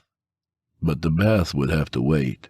There was a birthday to celebrate, and she had promised Richter she would not keep him waiting. Dressing into her old smock and an apron, she took out the steaks marinated in the refrigerator and set it on a platter of aluminum foil. Next came the green beans and the fingerling potatoes, seasoned with generous amounts of olive oil and salt. As she laid the veggies upon a sheet, she glanced at the picture frame sitting on the kitchen windowsill. The man behind the glass was giving a cheeky smile, posed at an off angle, his head tilted downward. At one point, that face had swept Ginevra off her feet, made her promise that she would spend the rest of her life with him and do all she could to make him happy. She turned the frame around. Now was not the time for grieving. Half an hour later, the table was set, and aromatic steam filled the entire house. Ginevra seated herself and, heart bursting with pride, gave a whistle. A sleek black greyhound bounded into the room and jumped onto the opposite chair. His jaws found the steak before his eyes did, and he devoured the slab in 2 bites, leaving the ring of vegetables untouched.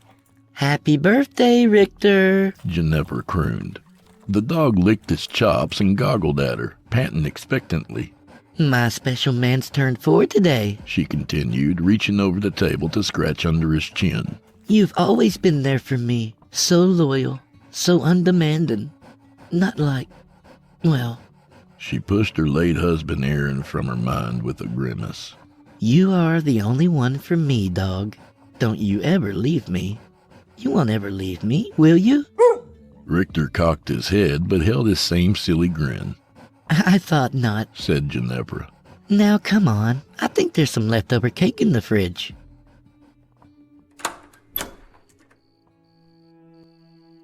After the birthday meal, Ginevra let Richter out to do his business, then wandered upstairs for early bed. The long spring evening slowly darkened outside her window, a chorus of mole crickets serenading her. Finals week was a stressful time for her as well as her pupils. She figured she'd take all the time she could the weekend before to rest up and prepare. As she dozed off, Richter bounded into her room and sat by the edge of the mattress, giving her the puppy dog eyes. Ginevra grimaced at him. Richter wasn't allowed up on the bed despite him begging every night. But the steak dinner still lingered in the air, and Ginevra reminded herself it was a special night indeed. Up, She commanded, patting the empty space next to her. Richter jumped up, spraining the springs under his weight before circling and curling up. His paws were muddy from being outside, but Ginevra didn't care. It would wash out. love you, boy. She whispered, patting his head. Don't know what I'd do without you. Go mad, I suspect. You're the only one for me. Her heart gave a twinge as she scooted closer to him. Inspiration overwhelmed her, and she turned her gaze to the crucifix on the opposite wall. I thank thee, Lord, for deliverance from my darkest times. I thank thee, Lord, for my greatest companion, the one and only of your creations to love me unconditionally. I thank thee for making Richter more than just a pet, for making him my best friend, the one most worthy of my dedication. You, above all, know how much I have to give. Bestow upon us many more memories, to many more years together. In Christ our Lord. Amen. Richter emitted a contented rumble. Ginevra dozed off, feeling the most at peace since before those darkest times. The pressure of finals week fell upon her before she even arrived at the schoolhouse. Ginevra was an early bird out of necessity, not just for school, but ensuring Richter got his outside time before she left for the day. She had scarcely cracked the back door open before he jostled past her and bolted into the backyard, disappearing into the sandhill forest beyond. Ginevra was too tired and too rushed to call out to him. Richter always came back anyway. An hour later, cleaned up and dressed for the day, she hurried out the front door and immediately had to halt. Sitting at the foot of the front steps was Richter, his mouth stuffed with a dead marsh rabbit. Richter, drop it. Ginevra said, unable to look at his kill. Richter was completely still, staring at her with his amber eyes. She noticed his legs and belly were coated in swamp mud. Shoot, I can't let you inside like this. She groaned. He cocked his head, the rabbit twitching limply in his jaws. Ginevra sighed and shut the door behind her. I'd wipe you down if I weren't running late, she said, stepping past him. You're just gonna have to stay outside until I get back. She took off down the dirt road, the first traces of sunrise peering over the pines. Shuffling her papers in order, she glanced back at the house. He had turned to face her, but Richter was still sitting in the same spot, prey still in his jaws, his eyes gold pinpricks against the black shadow.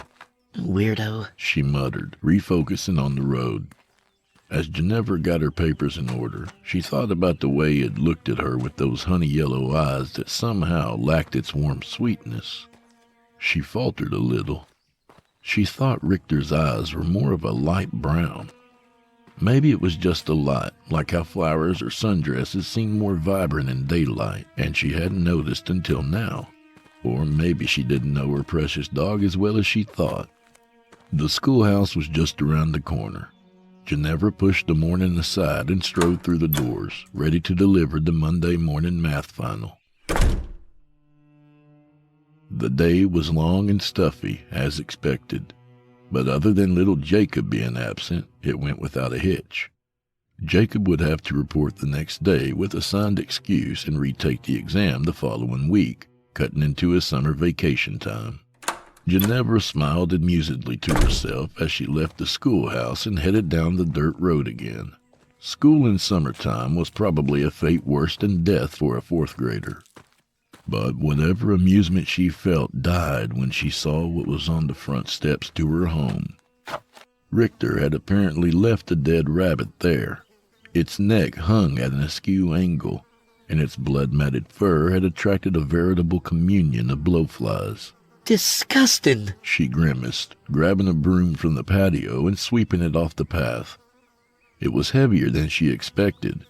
It rolled off onto the grass, its head almost dragging alongside it, and the flies scattered in the glittering haze. Swatting at them with the broom, Ginevra hurried up the steps and slipped through the front door. Richter was inside the house, sitting at the end of the foyer, staring at her with those unseemly yellow eyes. They looked at each other, deathly silent. A single stray fly flew against the window pane, its buzz and aural aftertaste into nothingness. Wagging his tail, Richter trotted up to her, pressing his flank against her legs. Ginevra sighed with relief, bending down to pet him. The greeting was a welcome respite from the stress and unpleasantness of the earlier hours. As she looked around for his collar, she reflected on the fact that she explicitly left him outside that morning on account of his dirty paws. Perhaps I didn't close the back door properly, she thought, as she led him on his walk. As he strode ahead of her, she noticed his paws and the fur on his legs were immaculate. A better cleaning job than she could have done. Perhaps.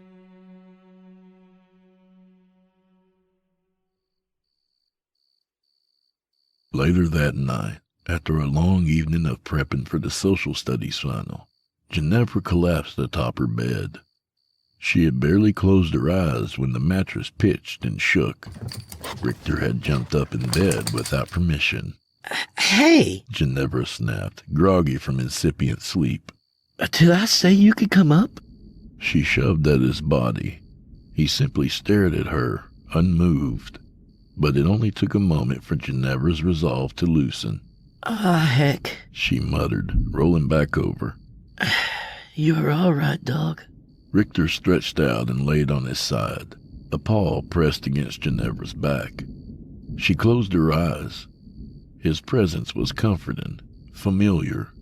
It almost reminded her of Aaron, his warm form a rock for her to latch onto, that husky voice of his promising he'd love her for the rest of their lives. Life sure is inscrutable sometimes, she concluded, finally dozing off. Richter's paws slid further over her side.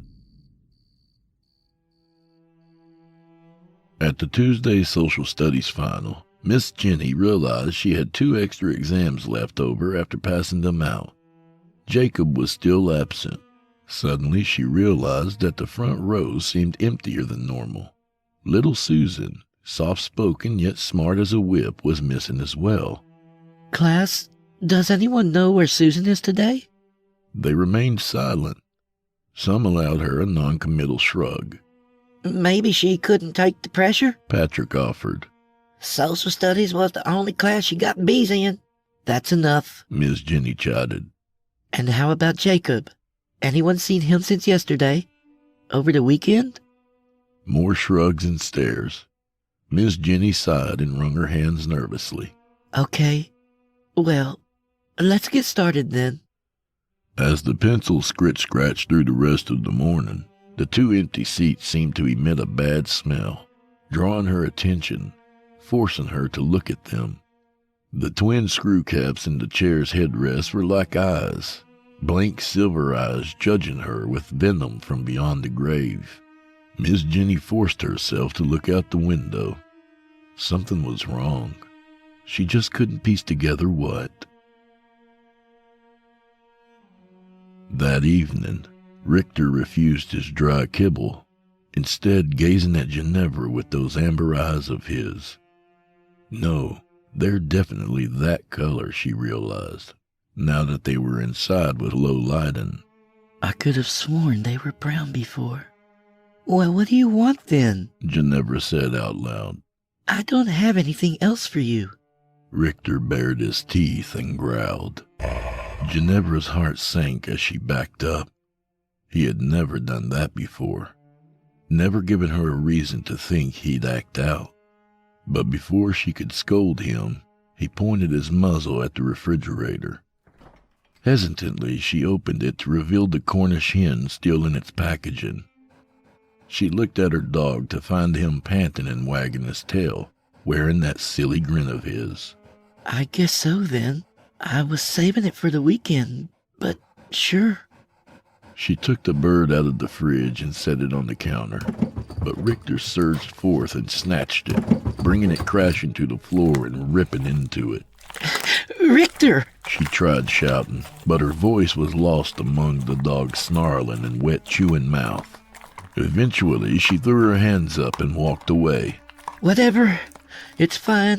Meat is meat. I'm sure you'll enjoy it more than me. She sat at the table with a can of Spam. Richter jumped up across from her, laying half the mangled chicken across the tabletop. She couldn't help but smile. Dig in, I guess, she declared. That's a good boy. They both enjoyed their meals, happy and content with what they had. Richter jumped into bed with her again that night, and Ginevra didn't bother protesting. He nuzzled up close to her, his arm splaying over her shoulder again.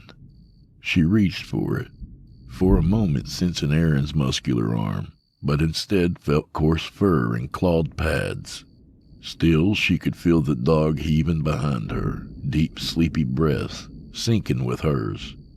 Relaxed, she finally closed her eyes and began to drift off. Thank you for letting me in. Ginevra's eyes shot open with a gasp, and she sprung up, looking around wildly for the intruder. But the bedroom was empty, and Richter had barely moved from his spot. A heart-drumming moment later, she had to conclude they were alone. But that failed to put her at ease. Instead, she looked down at the canine form in bed next to her. Richter was still motionless, but his eyes had locked onto hers again. A wave of delusion washed over Ginevra as she uttered her next words. Was that you? The dog continued staring. Ginevra scowled and shook her head. The stress and worry of the week was getting to her. I love you, Ginevra. Her hand drifted to her mouth. There was no other explanation.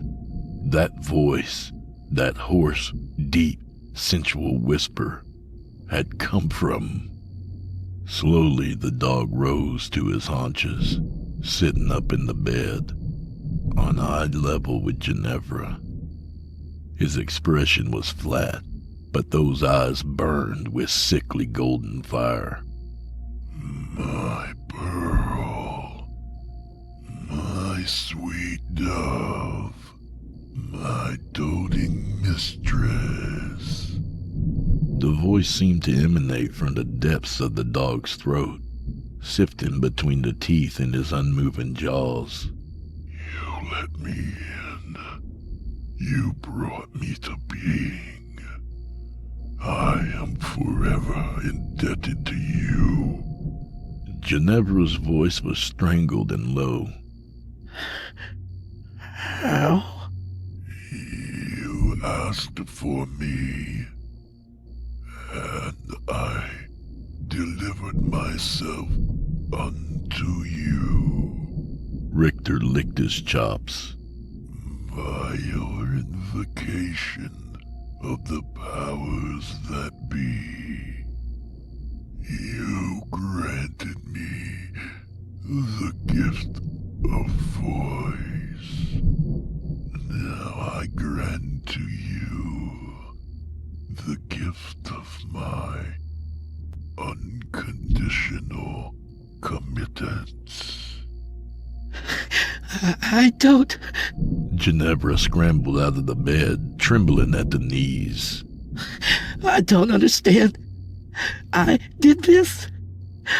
I allowed you to talk. There is power in prayer, Richter whispered, lowering his neck.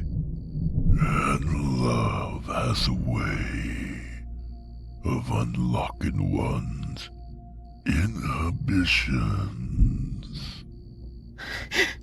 My prayer did this? Ginevra shook her head. No, God would never. This is a dream. It has to be. Richter emitted a low sigh. Very well, as you wish.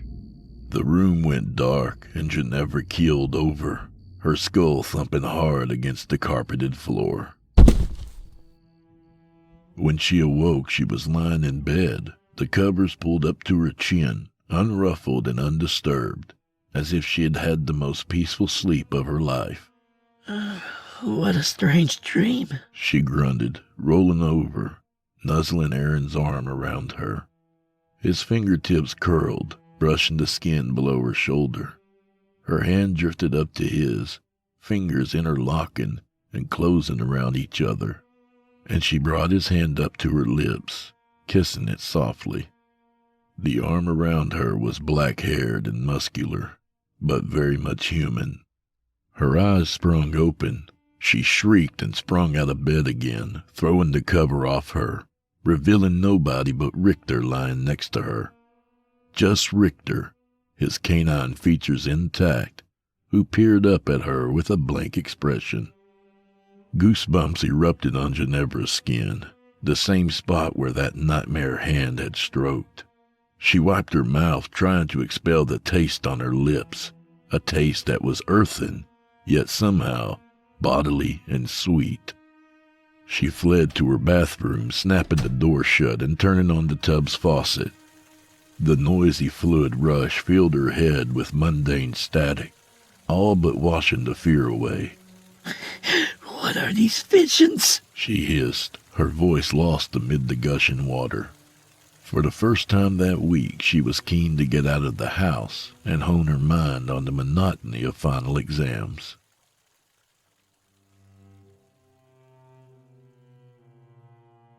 Her troubles only escalated at the schoolhouse. "Miss Sinclair," Principal Ketter said, standing in the doorway to her classroom. "A moment, please." He beckoned her to follow him to his office. "Miss Sinclair," he said once she sat across from him, "are you aware that 2 of your students have been missing the last 2 days? Yes, I've marked them down as absent, and they'll have to make up their exams next week," she replied. No, I mean they're reported missing, Ketter said, narrowing his eyes. Susan Cole's parents said she left for school yesterday morning, and that was the last they'd seen of her. Same deal with Jacob Barnes. I had no idea, said Ginevra, her eyes wide. What are we going to do? For now, we're going to keep quiet, said Ketter, leaning back in his chair. The authorities are doing all they can, and the rest of the school still has work to do. Best not to burden your pupils with bad news in the middle of this week. I understand, she answered, standing up. I hope they find those kids safe and sound. I'll pray for them. Please, keep me updated. Will do. Ginevra strode down the empty, reverberating hallway and entered her classroom briskly. Sorry I'm late, class, she announced, readying the science finals on her desk. I'll give you all extra time to make up for it. The class was quiet as they stared back at her. Miss Jenny made a small noise through her nose. No comment from you, Patrick? She looked up and her heart sank. There were 3 empty chairs in the room now. Every bone and joint ached in Ginevra's body as she finally made it back to her place that afternoon. Predictably, Richter was waiting for her in the foyer. Welcome home, the ethereal voice said. Ginevra halted. Something sharp and acidic boiled in her chest. So it wasn't a dream. Passion knows no time of day, my love. But I ought to have told you at a more wakeful hour. The dog's ears perked. Now there is no more doubt in your heart, is there? She shook her head. No, there isn't. Richter walked up to her and pressed his flank against her legs. Good. Now, I yearn for your touch. As if in a trance, Ginevra leaned forward and scratched the base of his tail. Come, let us break bread. A half hour later, a pork dinner for 2 sat steaming at the dinner table. Richter, sitting across from her, devoured the meat in 2 bites, again leaving the vegetables untouched. Ginevra couldn't help but smile as she took a small bite herself. For a moment it was Richter's birthday again, and he was the same goofy, lovable dog she had known for those 4 years. I don't understand, Ginevra finally said, breaking the silence. My prayer made you able to talk? The one I said that night? Oh, the credit is yours, said Richter. But she toiled over her next words. I always learned that prayer was meant to show gratitude and to give yourself strength. It was never to make things happen. I love you, Richter, as my best friend. But I didn't ask for this. There is power you are unaware of, said the dog, cocking his head. Power and grace given to the most worthy of mankind. I am your miracle, your divine apparition. The most worthy of mankind, Ginevra repeated. Me? Richter gave a nod. God rewards, and I am your reward. Something warm, inexplicable, sense-stealing rose up in Ginevra's stomach. It was unbridled, fluttering ecstasy, elation of the heart and soul. I've been through a lot in my life, she replied in a small voice. Heartbreak, misery. But you've always been there. You are my blessing, Richter. I love you. Richter's tail thumped like a drumbeat against the back of his chair. Ginevra stood up, overcome with mirth. There's still some leftover cake in the fridge, if you're craving sweets. He barked, the chair practically shaken from his manic wagon. That night, the 2 cuddled in bed again. Ginevra had finally relented and turned to face Richter for the first time. It always seemed like science was hit and miss for my students, she was saying. Once you get into cellular biology and all that jazz, all those organelles, chromosomes, I think it's just too much for kids that age.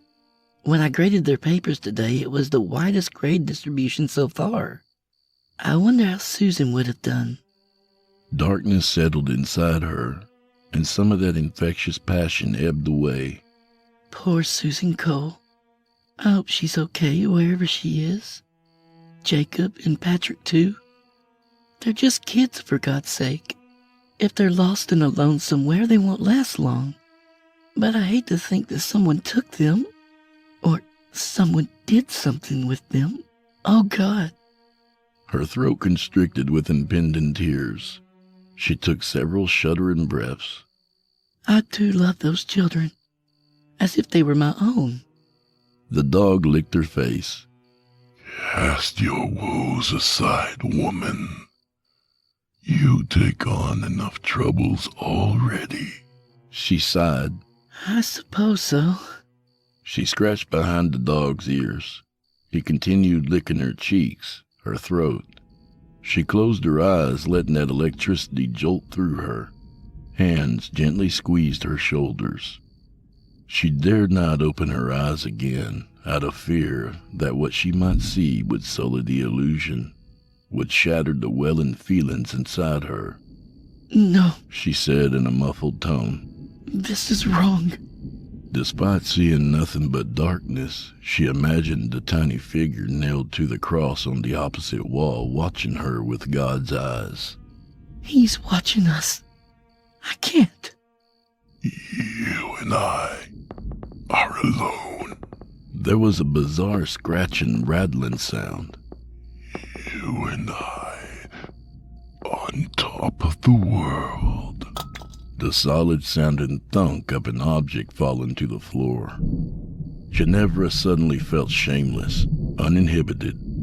Those holy eyes were now blind. She relaxed. The hands gripped tighter, strong, dexterous, very much human. The form next to her shifted, and she could sense it over her now, casting a psychic shadow across her body. And still that tongue licked, impossibly long, muscular, boiling like the tip of a molten spear. It drifted, exploring places unattended, amid years of loveless void.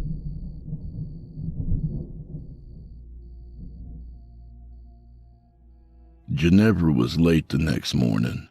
She burst through the schoolhouse's front doors, face greasy with sweat, dress rumpled and wrinkled. Her death grip on the stacks of English finals had left impressions in the papers. She almost ran into Principal Ketter, who again was stationed in the doorway to her room. "Office, now!" His expression was even more grave than the day before. Her insides seemed to freeze up as she reluctantly followed him back to his office. He closed the door, but didn't bother sitting down. Patrick Hudson has been reported missing too, He said, not looking at her. but there's a development with him. His parents say one moment he was walking down the road, they looked away, and then he was just gone. He had just passed by a house. He finally met her face. Your house. What are you implying? I'm not implying anything, He replied, holding his hands up. but don't be surprised if they start viewing you as a suspect. They talked to you, didn't they? Said Ginevra, her eyes narrowing. I told them I couldn't imagine you doing anything so horrible, He clarified. much less anything at all. I don't have any reason to think you had something to do with this, but it's in their hands now. I didn't do anything. She asserted, her throat locking up again. I know you didn't, but this has to play out. Justice must be dispensed for the sake of those little ones. Shaking her head, she excused herself from Ketter's office and hurried over to her room. Sorry again, class. She said breathlessly, nearly collapsing into her desk. Miss Jenny, Katie said, raising her hand. where's Susan and Jacob? And Patrick? Another asked. They're just absent. Said Miss Jenny, the back of her neck prickling. I'm sure you'll see them again by next week. Let's stay focused on today's exam right now. But as the morning progressed, Miss Jenny could tell schoolwork was the last thing on their minds. Eyes kept flitting towards the empty desks, and she had to tell off the class a handful of times. She could only be thankful they hadn't yet noticed the fourth vacancy, the desk that had once belonged to little Jessica. Even as they left for the day, turning in their papers for her to grade, she could not concentrate. Not only was the grade distribution chaotic for this exam too, but her mind swam with the memories of the night before. The lascivious acts she had partaken in, unholy bonds that would have made God himself blush, even if those bonds had been with an actual man. Her sins were so massive, so encroaching and strangling, she couldn't possibly articulate them. Perhaps it was for the better keeping them bottled up inside. The shame of admitting to such horridness might have killed her on the spot. It was early evening when Ginevra finally left the schoolhouse, yet she had only graded 3/4 of the exams. The sunset glared upon her as she shambled down the dirt road back home. Richter was sitting patiently in the foyer, watching her with pleasant bemusement. She felt boxed in. Behind her, the looming obscure tragedy that threatened to sweep her up in its incriminating tide. Before her, the source of her unchristly transgressions. Neither direction seemed particularly commendable, but despair tugged at her soul. She slammed the door shut. Just take me, Richter. Ginevra glimpsed the dog standing on his hind legs and thrusting his paws for her shoulders, but she closed her eyes, and hairy human-like arms encompassed her, and the body that pressed against hers bore the musculature of a man. Yet the slithering organ that stroked and constricted her was still an inhumanly long tongue. And right there in the foyer, he took her.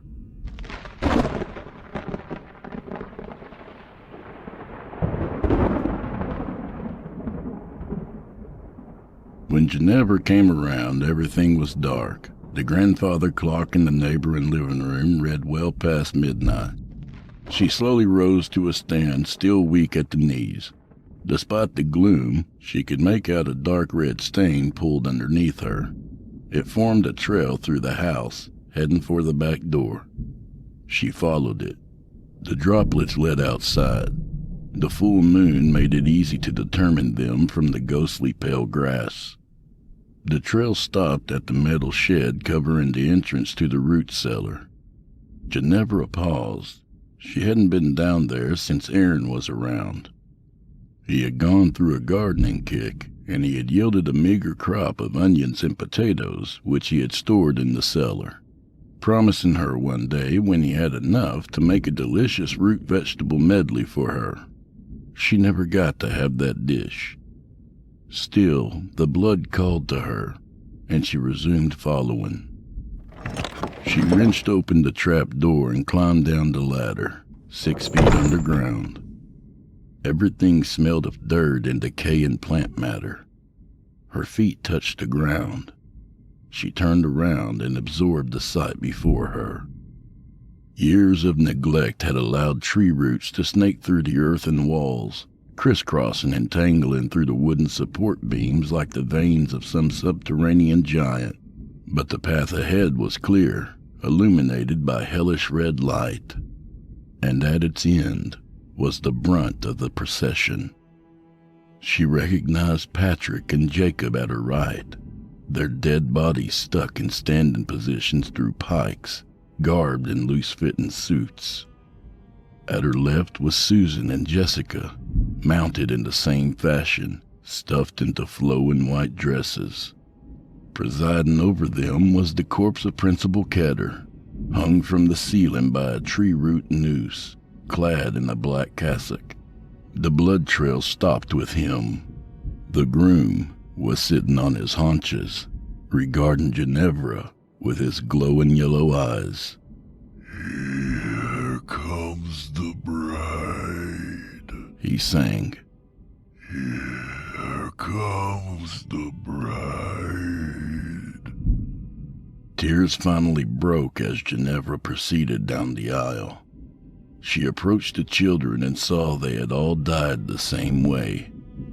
The flesh around their necks was shredded, as if torn up by a dog. Jessica, the flower girl, held a cluster of nightshade in her lifeless grasp. Jacob delicately clutched an obsidian ring in his. Susan and Patrick, the maid of honor and best man, wore contorted grins on their faces. Ginevra wondered if they had died smiling. My bride-to-be, Richter cooed as Ginevra drew level with them. I knew you would find your way here. He addressed the dead people.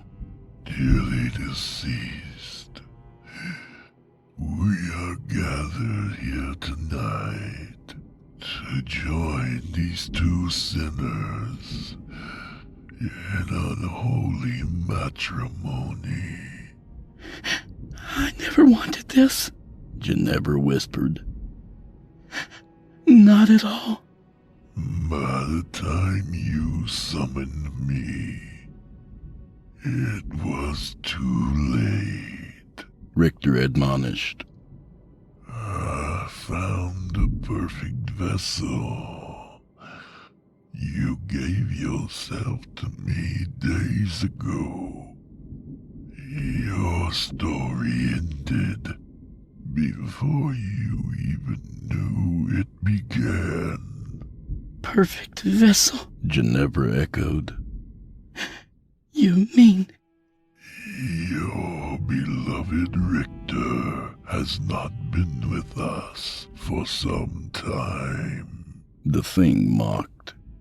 Ever since that night you uttered your idolatrous creed, you tilled a ground most fertile. You let me in. Ginevra's vision spun. She struggled to stay upright. Her voice was small and diminished. Lucifer. One name among many, He confirmed.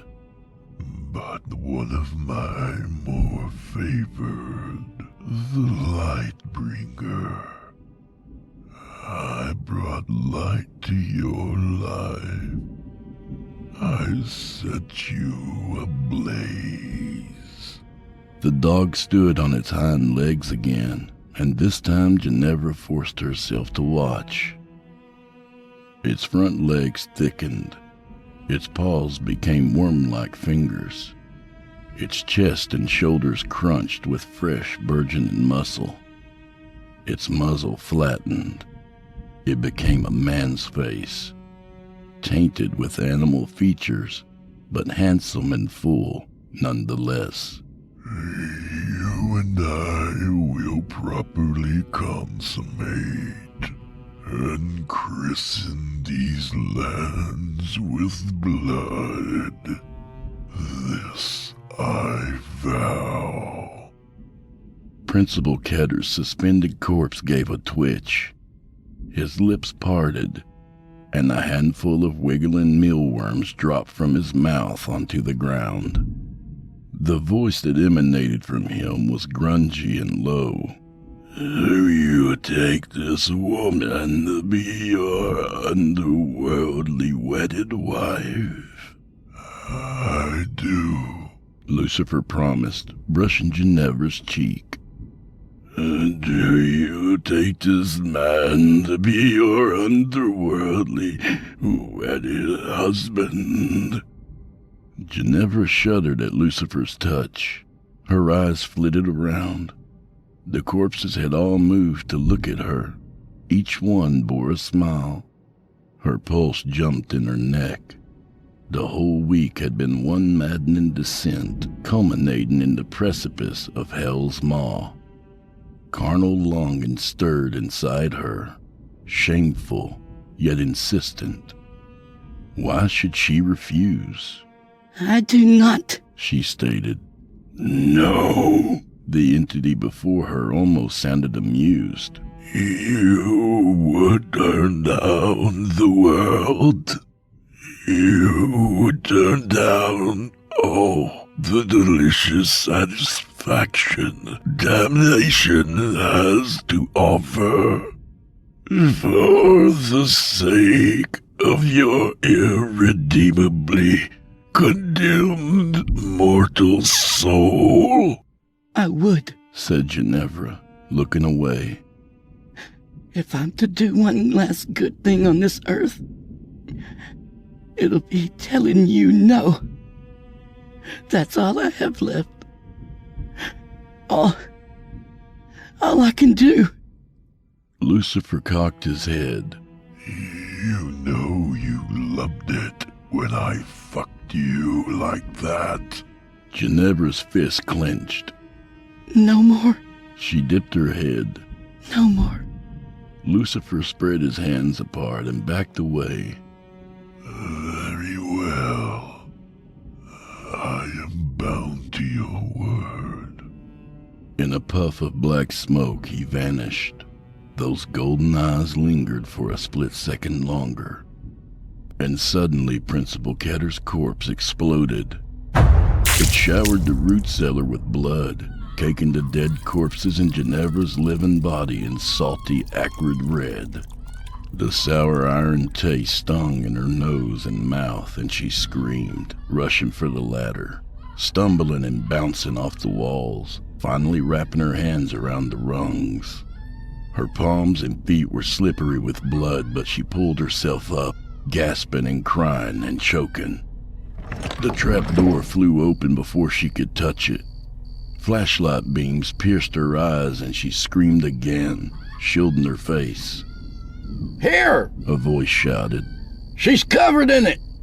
Iron-like hands reached down and hauled Ginevra out of the cellar, and immediately forced her face down into the grass. Ginevra Sinclair, you're under arrest for the murders of Jacob Barnes, Susan Cole. It wasn't me! She shrieked as her wrists were bound behind her. It was the dog, Richter. The dog did it. Patrick Hudson, Jessica Tremblay. He's the devil. Please. He's the devil in disguise. And Dean Ketter. Are you of sound mind to understand these charges? You have to listen to me. He's down there now. Go and see. Go and see.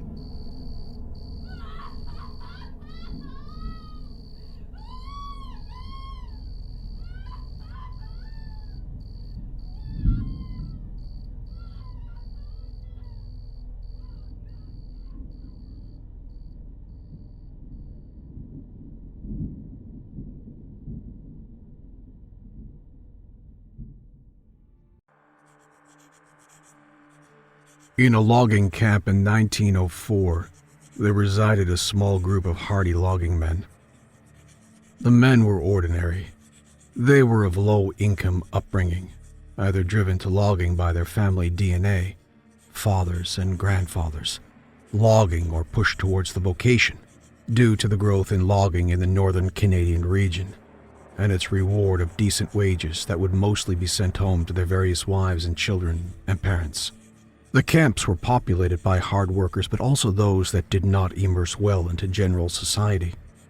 Primarily, the Yukon was occupied by various Athabascan tribes. In the north, in basins of Peel River and Porcupine River, there lived the Kutchin, or as they called themselves, Gwitchin. A certainty, of course with very little deniability, was that this was their land. In the late 1800s and turn of the century, the new immigrant inhabitants of the new nation of Canada decided that it was their God-given right to self-provision the land to exploit the natural wealth as they saw fit, and logging, fishing, hunting for meats and pelts were, in addition to general agriculture, were theirs to take, and with little resistance. Much of the local meat sources were hunted down to near extinction to ensure the dependence on the white man's sources and distribution. Of course, the indigenous of the region, including the aforementioned tribes, and in addition to the Inuit, were either provided some concessions that were far worth more in acceptance than the trouble experienced should they not accept. Of course, they were also provided some menial roles in the camps as cutters and cleaners. These jobs were soon sought after as they provided income and a connection to the new inhabitants that could possibly mean better employment, growth, and influence in this new world. Most, however, repudiated the land use by the new immigrants. Some were vocal, others were violent and were swiftly dealt with by the white men. Oftentimes, humiliated in violence in front of their kin to teach a lesson. One such tale of resistance was Amaruk. Amaruk represented a different situation. He was an Inuit boy in his late teens that was stolen away with more of his people by fishermen, taken from their home to sell to logging camps as workers and carried by boat until an overland journey was necessary, and then by horse and travois. They were taken hundreds of miles from their villages in the north. Amaruk, along with 5 others, were purchased by the Yukon logging camp just outside of Whitehorse. There was no path home from there. There was no road that led to the glaciers of the Beaufort Sea. Amaruk was placed in a cabin on the outside perimeter of the camp with the other captured.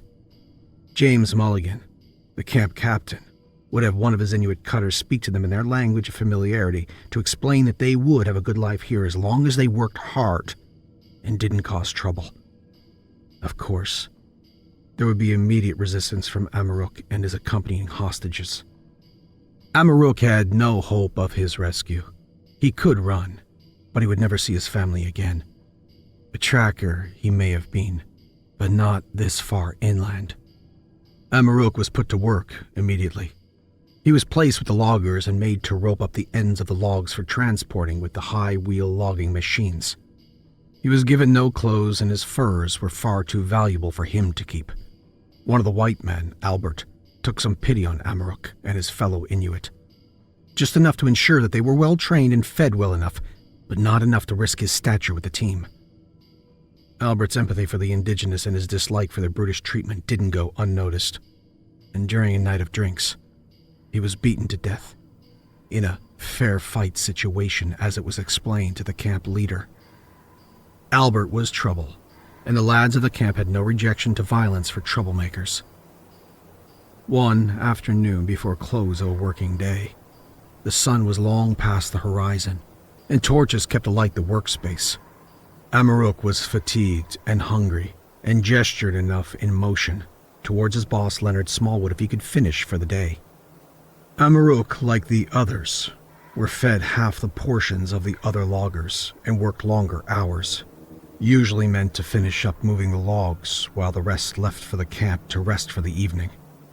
Oftentimes required to walk back themselves, with no horse wagon transport.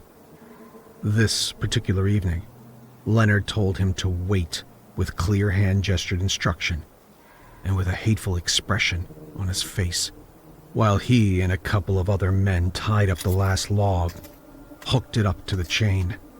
However, as Leonard did, Amaruk noticed that the chain had slipped near the end. Leonard clearly and lazily had not chained it tight enough, and it had slipped loose off the chain.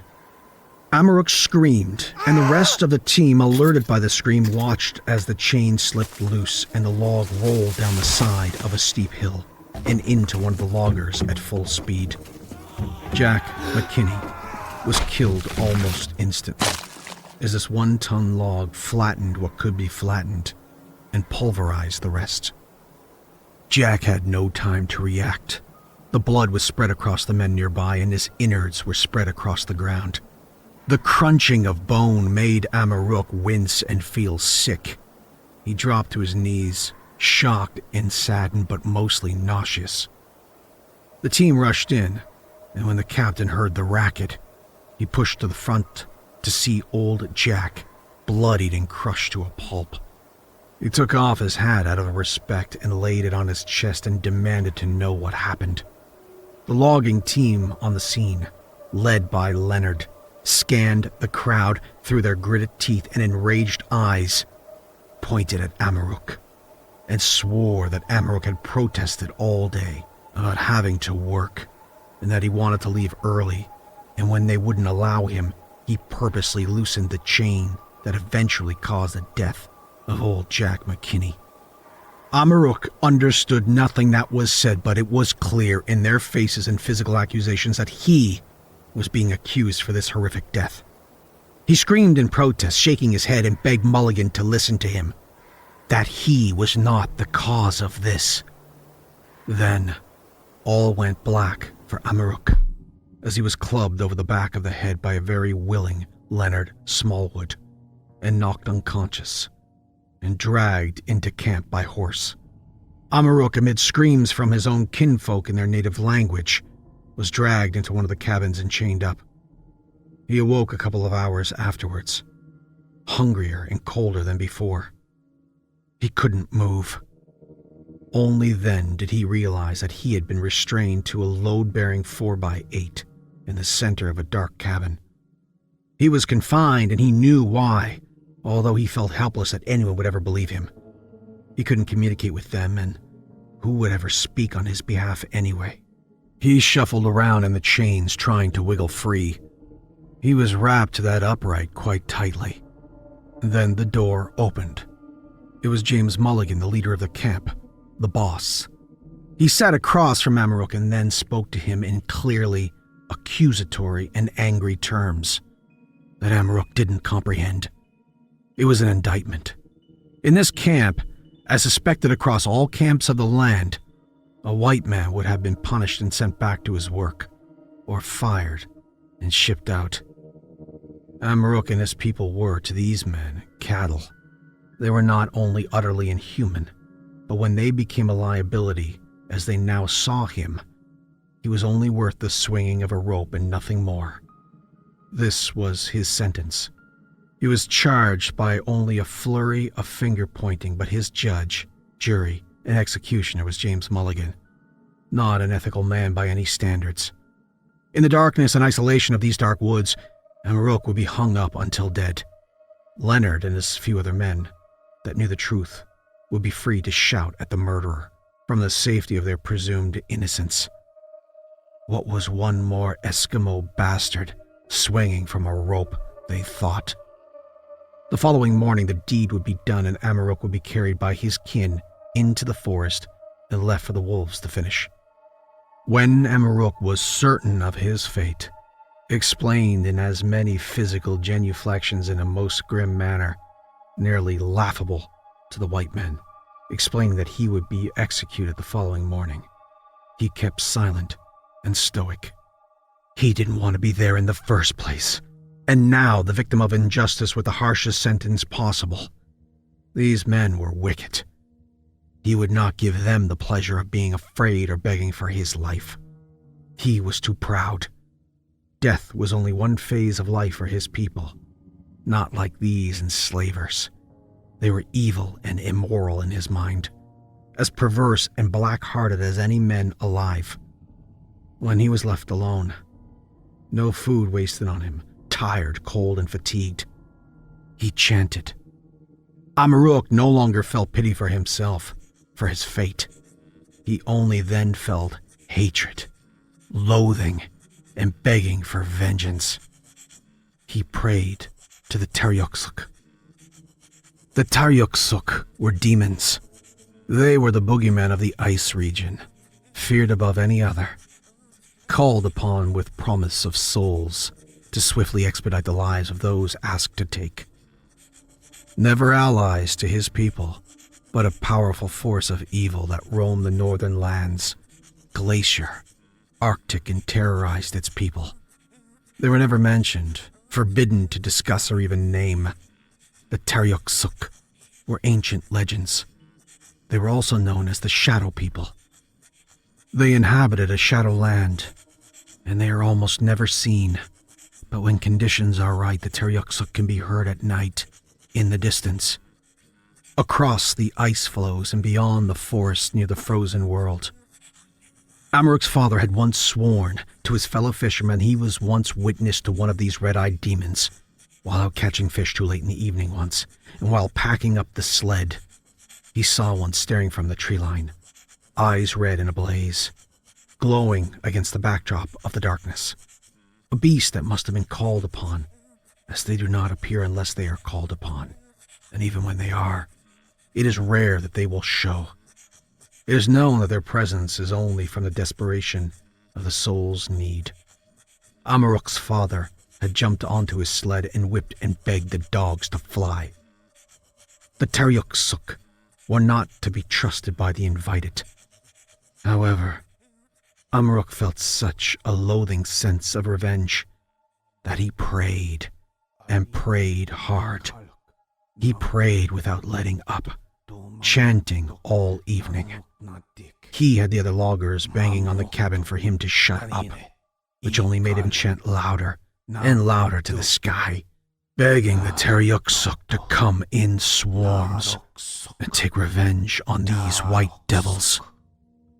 Then, in a sweating, feverish convulsion, Amaruk stopped immediately as he heard a slight whoosh of breath behind his ear, like an animal's pushed breath into the cold.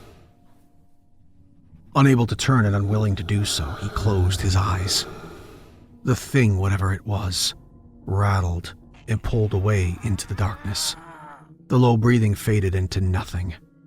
He smiled quietly and said, "Nakur Mick," to his demonic guest, and passed out.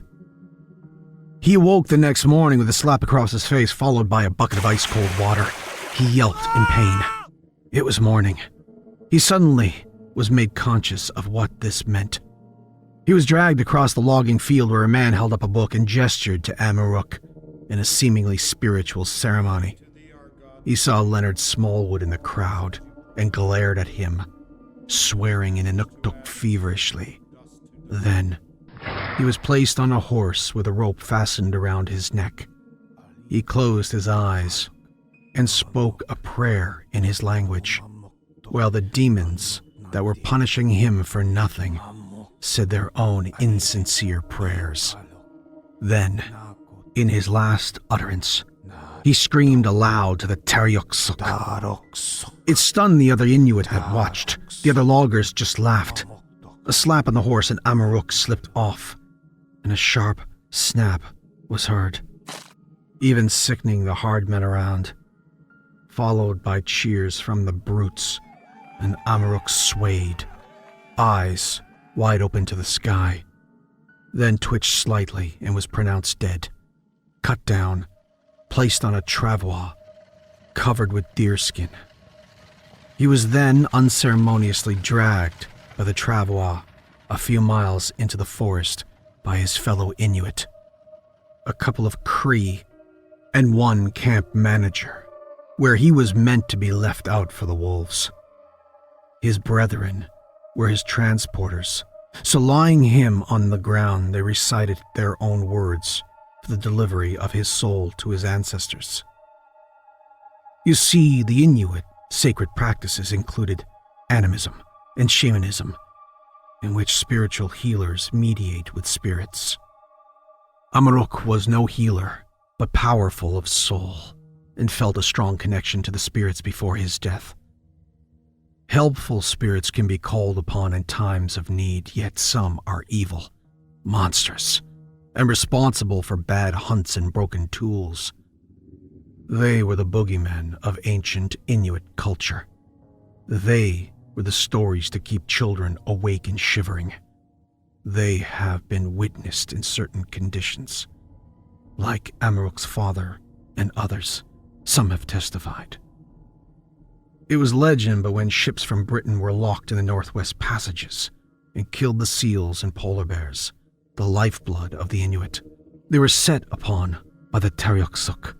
The demons ravaged their remaining crew, and any left alive were paralyzed with fear. This was a story passed down for 5 or more decades from the Arctic peoples from village to village. The ships remain, it is said, wrecked upon the land still. It was never wise to summon the Tariaksuq. It was warned to never speak their name or entice them. Amaruk's loathing and desperation, regardless of consequence, took him over, and the Inuit and other natives in the camp began to feel the approaching presence of these spirits. It got stronger each day, and they were in tremendous fear. Some refused to work due to chills and nausea. 2 attempted to escape and were caught and beaten. One of Amaruk's friends took his own life. He knew what was coming. He knew that when they arrived, there would be no respite, regardless of spoken tongue or skin color. Amaruk selfishly had unlocked the gates of hell, and there was no closing of them until it was over. It was nearly 3 weeks later, after the violent dispatch of Amaruk, that the dread began. Denis Laporte, a young cook in the camp, was sweeping up the kitchen when he heard voices, mixed into the howl of the wind. He heard the pitch of the northern breeze that flows through the trees like a breath through a wind instrument. It sometimes portrayed a voice, but it was familiar, and they were aware that it was just a trick of nature. This, however, was not. This was clear chanting. Many voices chanting in a terrible tone. Low droning of words that he didn't understand. He ran out of the mess tent and towards his accommodation to sense-check himself with his cabin mates. He stopped dead outside of the cabin. He was breathless, heart beating fast. Staring into the tree line of blackness was the silhouette of a half-dozen dark figures. Unmistakable red glowing eyes. The chanting was coming from these things. He thought for a second that they were some of the locals dressed in ceremonial costumes. They had antlers and long, thin arms, long legs at least 7 feet tall each. This height brought the immediate understanding that these were not any residents of the camp that he knew of. They didn't move. They did, however, began to emit a shriek that was enough to immediately wake the rest of the camp. Shouting and swearing ensued, and young Denis ran off, watching that he was not being followed. He rushed into his cabin, slamming the door behind him. The rest were already awake, as the rest of the camp were. It was approximately 10 p.m., and the mornings being very early, most slept by 9 p.m. except the cooks and the cleaners such as Denis. He shouted to them that there were people in the camp. He told them that they were dressed up as animals, and he was not sure if they were human. They had horns. He pleaded for them to believe. The rest were confused enough by the shriek a moment ago that had woken them, but not confused enough to believe this rubbish spewed by an overworked teenager. "I'll show you," he said, pointing outside. They decided to entertain the hysterical boy and dressed quickly and followed him outside. Denis was clearly reluctant to exit the cabin, but felt safe with the other 3. A screeching wind immediately carried across them, bringing the same shriek from all directions. Then, Denis saw the horned demons flying towards them, on foot, moving faster than anything he knew, eyes glowing. His cabin mates all screamed. Denis closed his eyes as he felt the things moving past him. Air compressed, and his body tightened. He physically felt them move through him, and felt a tremendous pain. He opened his eyes and turned. His head was in tremendous pain as he turned to see his friends lying on the ground, disemboweled and headless. Denis was lightheaded and in pain, and now in complete shock at the sight of his friends ripped apart and reduced to a pile of flesh on the pine needle-covered dirt. He gasped, but was unable to breathe. He looked down in time to see his intestines pour out of his gut and felt blood gushing from his neck as he lost consciousness, fell to the ground, into his own guts, while his head came away. Then, a tremendous screech flooded the woods, fields, lake, and camp. Men poured out of all of the cabins, confused and shouting to one another. Holding shotguns, axes, and logging pikes, they poured into the camp's center. They were confused to the sound that they hadn't heard anything like before. When they got the scream to come to the scene of the evisceration, they were overwhelmed.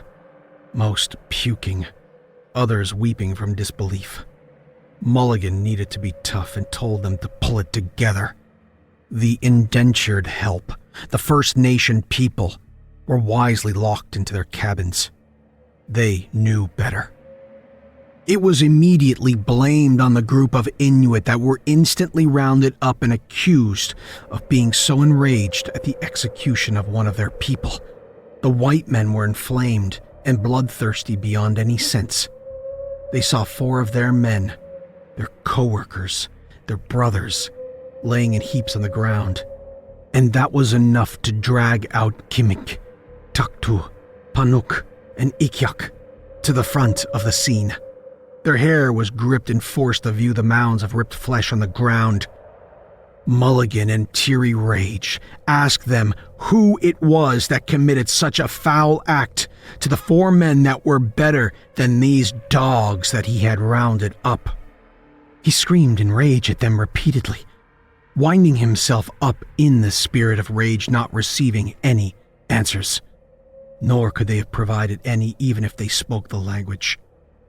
Mulligan peered at the mess of blood and guts that was his team, fellow white men, and then back to spit screaming in the faces of the Inuit.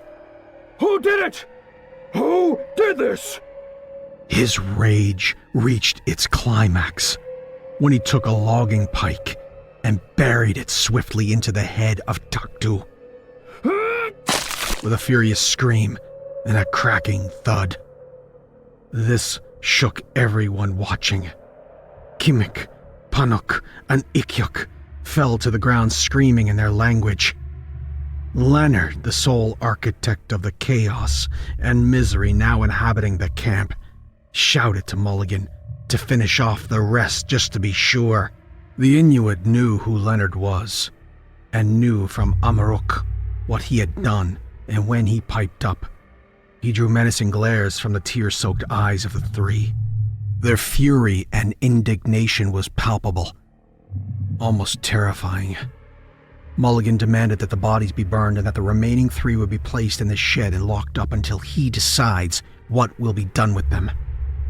They were being led away, and Ikyak pulled away and stood facing Mulligan, and with a deeply sought defiant energy, he said, "Tariaksuq," and then scanned the rest of the men and repeated in an almost whisper, "Tariaksuq," and then was grabbed and shoved towards the shed. Ikyak provided the rest of the men with a warning that they would never have understood, a foreshadowing of their complete demise, and they will never have known what was to come until it was too late. They were locked in a dark, cold shed on the outside of the camp, near the outhouse, left to listen to the woods around them and pray for a quick, painless end, if it should come to them. Morning arrived, and the smell of food wafted through the camp and into the dingy shed where a starving trio sat, barely conscious from the cold and hunger. The camp went about their business, and each passerby near the constructed jail cell shed gave it a loud kick or strike with whatever they were carrying. There was no chance that the anger would cease and they would be freed. This was obvious. They knew somehow that they would not be murdered because there was no evidence of their guilt, unlike the false witnesses to Amaruk's charge. Also, Mulligan acted out of passion when he murdered their brethren, and that seemed like a sweeping penance. This did not mean that they would ever resume to any normality in the camp. The only obvious outcome was more time in the shed, and then perhaps menial, filthy tasks in place of their usual remits. This was all assumed, but turned out to be fairly accurate. Many, like Leonard and his little gang, wanted them dead, publicly if possible. He hated the filthy Eskimo shit, he called them. Leonard, you see, was not a man with a love for cultures outside of his white race. There were many that began slow conditioning through Leonard and his cancerous vitriol. Leonard's words gained steam, and soon half of the camp poured poison into the ears of Mulligan to have them executed. Because if he hadn't, they would rise up during their sleep, eventually, and slaughter them all like the savages they were, like they did to Denny, Connor, Mick, and Sean. Mulligan, shockingly, maintained a clear head, and he decided to leave them to be sat in their box and wait until a decision is made on their future. They would receive the scrap leftovers from meals, usually covered in saliva, as many of the men knew where the scraps were going. This night was coming fast. The days were becoming shorter and colder. The three Inuit had decided that they were going to die in this small wooden shed, locked up, freezing, fatigued, delirious, and hungry. Their time was soon to come. In a decision of rash judgment, the three decided that, for Amarok, and for Taktu, and for them and for their people, that they have pillaged and decimated across their lands, they would simultaneously summon the Tariaksuq. If they were to die, they would be prepared anyway. If they were denied into the Shadowlands to be with their ancestors, they had decided that this was worth the price. So this evening, the chanting began. Deep meditation prayer to negotiate the return of the Tariaksuq, to sow revenge.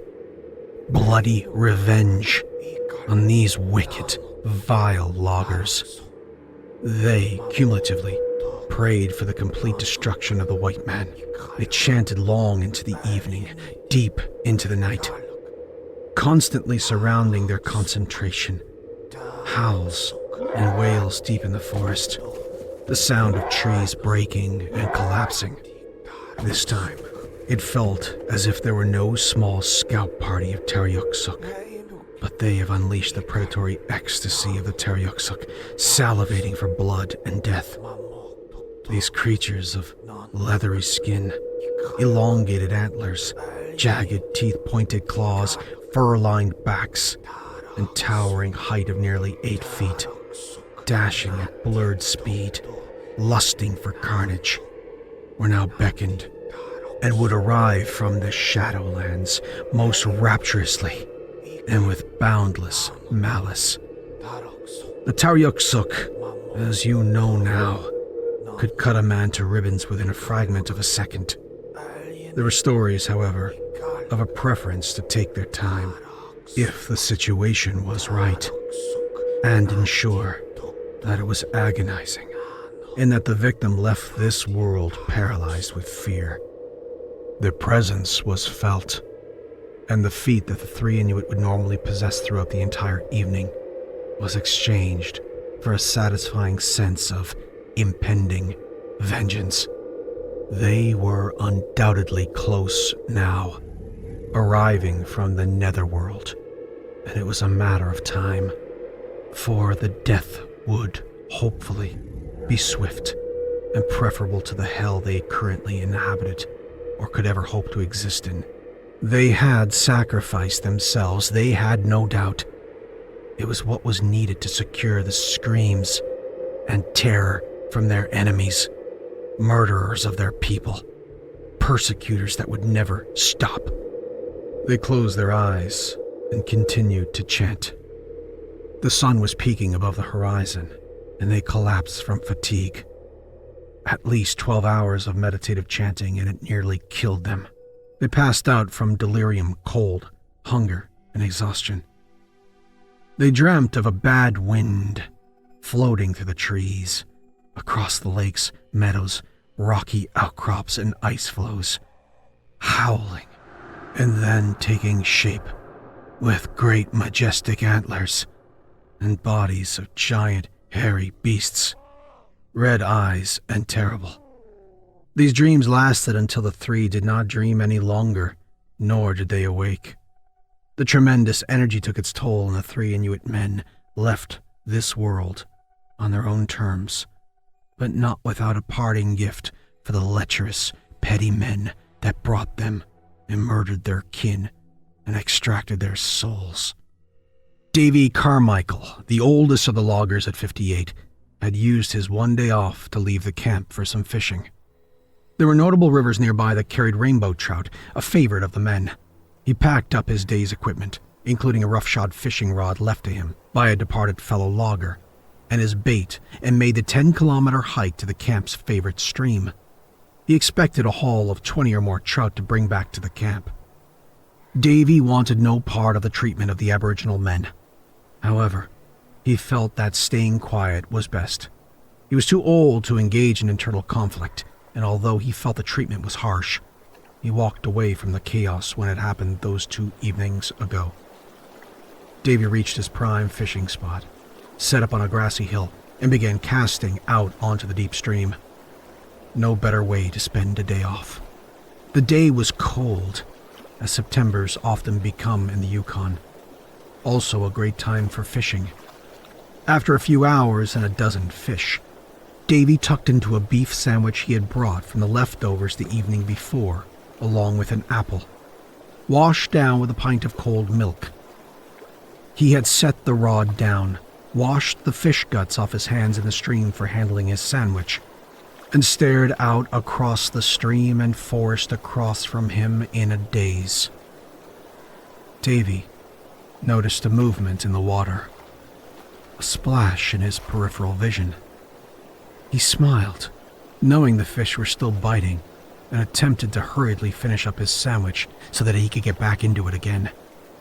Again, another ripple in the water on the other side. Then something appeared in the water. A stick, it seemed to him, floating but upright, getting taller in the water. This branch or stick. Suddenly it was clear that this was part of an antler, and felt that an elk or caribou had been dead in the water, and it was just resurfacing. It was soon not the case. A head, attached to these moss-covered antlers, emerged. This was no deer or elk or caribou. Davy seized up in fear as he saw bright red glowing eyes fixated on him from this surfacing creature. It walked through the water, towards him. It was massive. And when it roared, Davy dropped his lunch and fled as fast as his old legs could take him. He turned when he was in the woods, but saw nothing. Then heard the roars surrounding him. He kept running, not entirely sure what direction he was running in. He was lost, but when he stopped to catch his breath, he continued to listen and scan his surroundings. Shaking, he pulled out his knife from its holster and held it out. Who is it? Who's there? What are you? Is this a joke? He yelled. A fierce shriek followed from multiple directions around him. He walked slowly in the same direction he had been running. He heard branches snapping, trees being brushed against. He tiptoed across the forest floor. This continued for another hour as he moved forward. Sounds from behind him and then, occasionally ahead of him, in the distance. He then heard a growl from nearby and dropped down next to a fallen log and cowered, shaking. Maybe it was a forest animal, just a wolf or a bear stalking him. It didn't sound like either of those. And unless it was his imagination, the thing in the water was no bear or wolf. Something supernatural, he was sure. He immediately thought of Denny and his cabin mates, sliced up and left a mess of flesh in that camp. Davy heard, very distantly, the sound of logging machines. He felt some relief and began running in their direction. He was barely permitted to stand from his hiding spot when he was seized upon by a colossal, hairy beast with glowing red eyes. It had grabbed Davy's head with its massive claws and raised him up, eye level with the thing, with the bright orange dusk sun behind its head. Davy could only see a vague outline, and hot breath released into the cold air as it pressed its claws into Davy's head, crushing his skull and releasing his gelatinous eyeballs to stream down his face. He hadn't even had the chance to utter a sound other than a sharp exhale. As his head was pulled off, Davy's old body had returned to the moss-covered floor of the forest. Then, a monstrous shriek was sent across the landscape, causing the camp to hold firm, causing a cumulative pounding of hearts, especially those indigenous that were still indentured in the camp. They knew what the Inuit had released. They knew that they were as doomed as the rest. There would be no reprieve or mercy for any living thing this day. They also knew it was here now. It was close. As the darkness reached the camp, and Davy's friends were well aware that he was not the type to not be aware of being back before dark, they knew something was terribly wrong. Fires were set up around the perimeter of the camp. Guards were set up in case a pack of wolves had gotten the courage to sniff around. Bears, especially the black bears of the region, were notorious for sitting quietly and covertly like spies in the deep wood and taking their chances when they could. 4 bonfires with 4 sets of men patrolled the area around the camp, each being a solid 200 meters apart from one another in this large logging camp.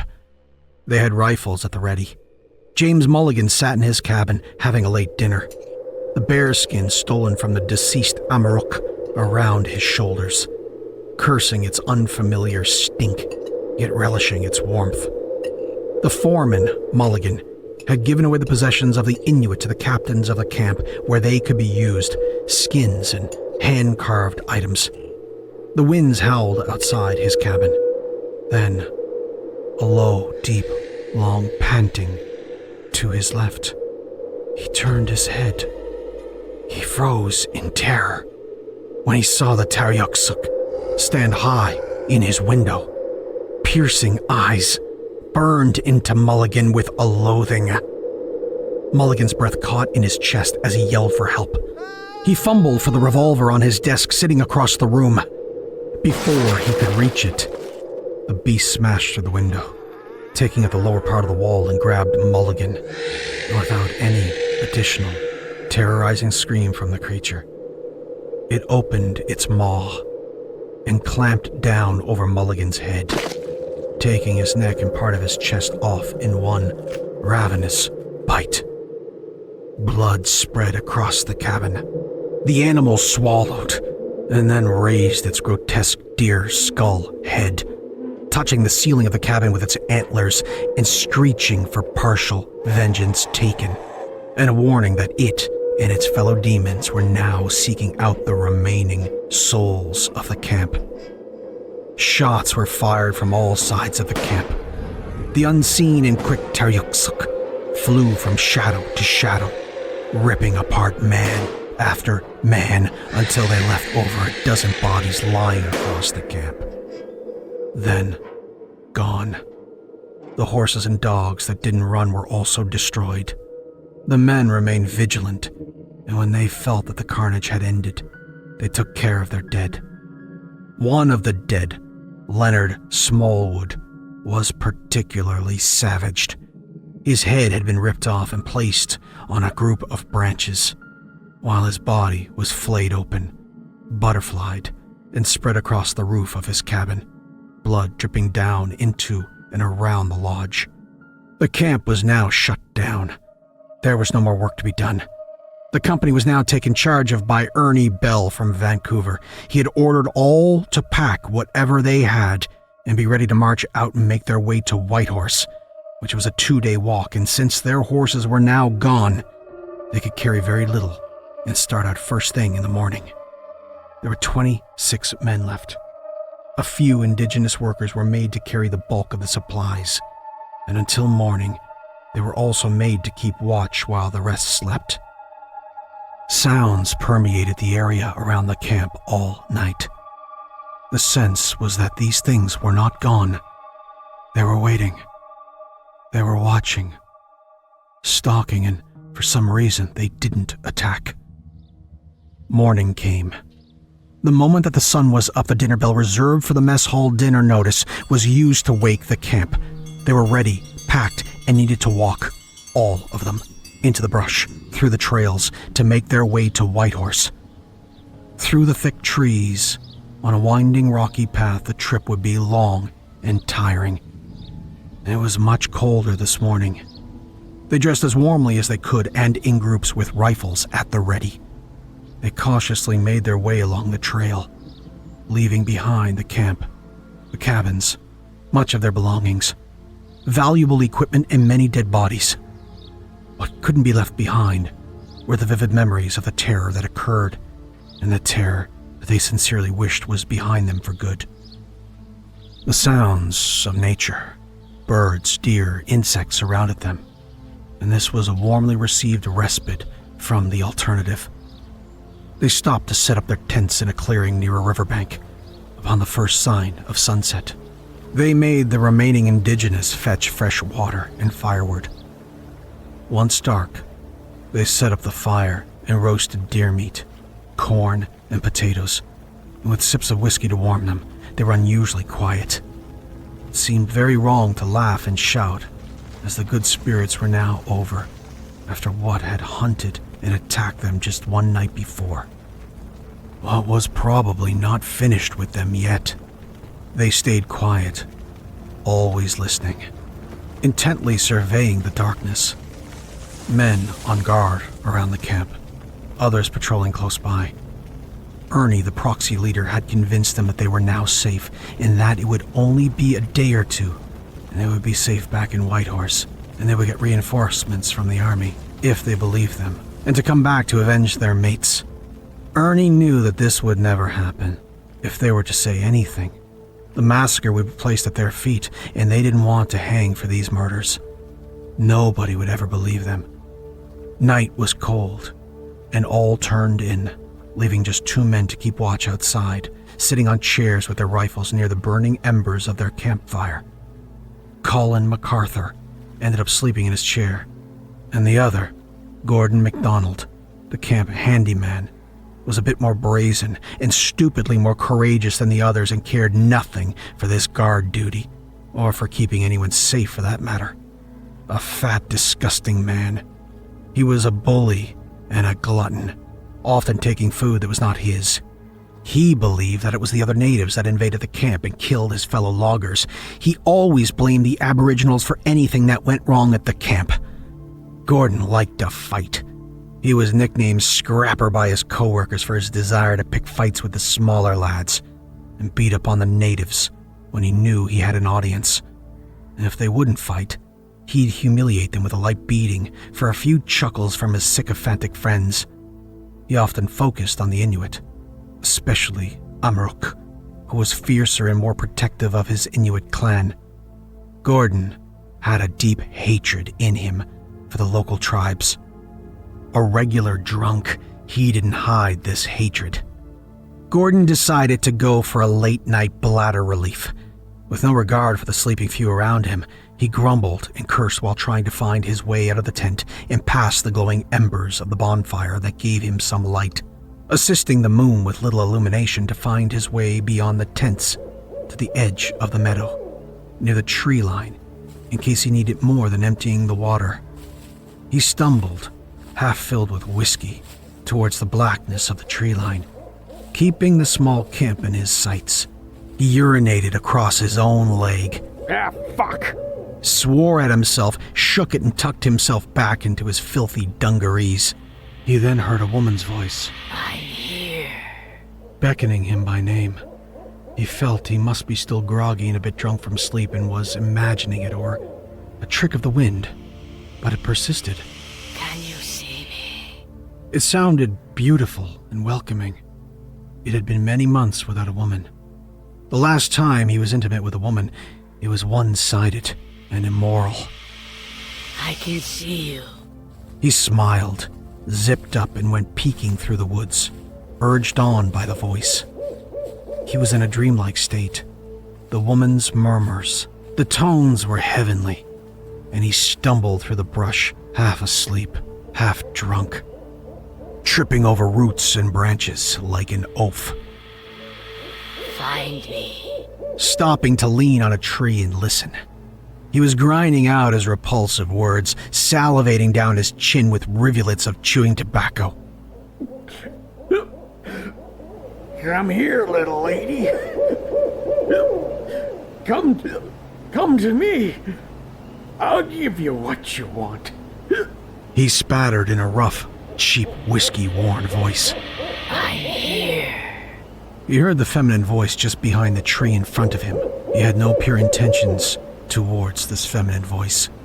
He felt wicked and continued to spew his raspy voice across the bush. Stop playing games and get over here. I'll show you what I do to little ladies. Then abruptly, the woman's song turned to a grotesque growl, and arms appeared to move from behind the tree, wrapping its long gray claws around the girth of the trunk, slowly revealing a massive head covered in antlers and long, deer-like snout, except with a face of rage, long fangs and red eyes. And without warning, as Gordon turned to run, it drove a long arm into his chest with a fleshy tearing.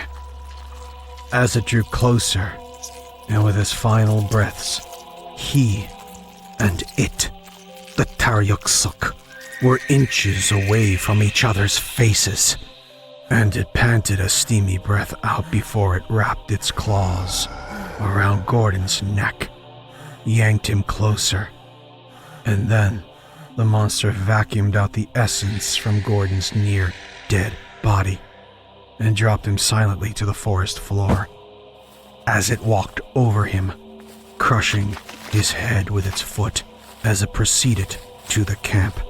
Behind the beast, more and more burning crimson eyes appeared, illuminating the pitch dark of the forest. It marched forward with the vengeful creature that dispatched Gordon. Sensing danger lurking closer and being less foolhardy, the natives of the camp ran silently from it while the loggers slept, taking one kayak and moving far down this place downstream towards anywhere but there. Deep into the wilderness, with no one to hear their screams, the loggers were set upon in the night and ravaged, dismembered, and torn apart one by one. None of the loggers escaped. When the Tariaksuq were finished their slaughter, they raised their heads and screeched into the night sky, and slowly lumbered back into the forest, fading into the black of night, not to be seen again. Not until they are, again, called upon.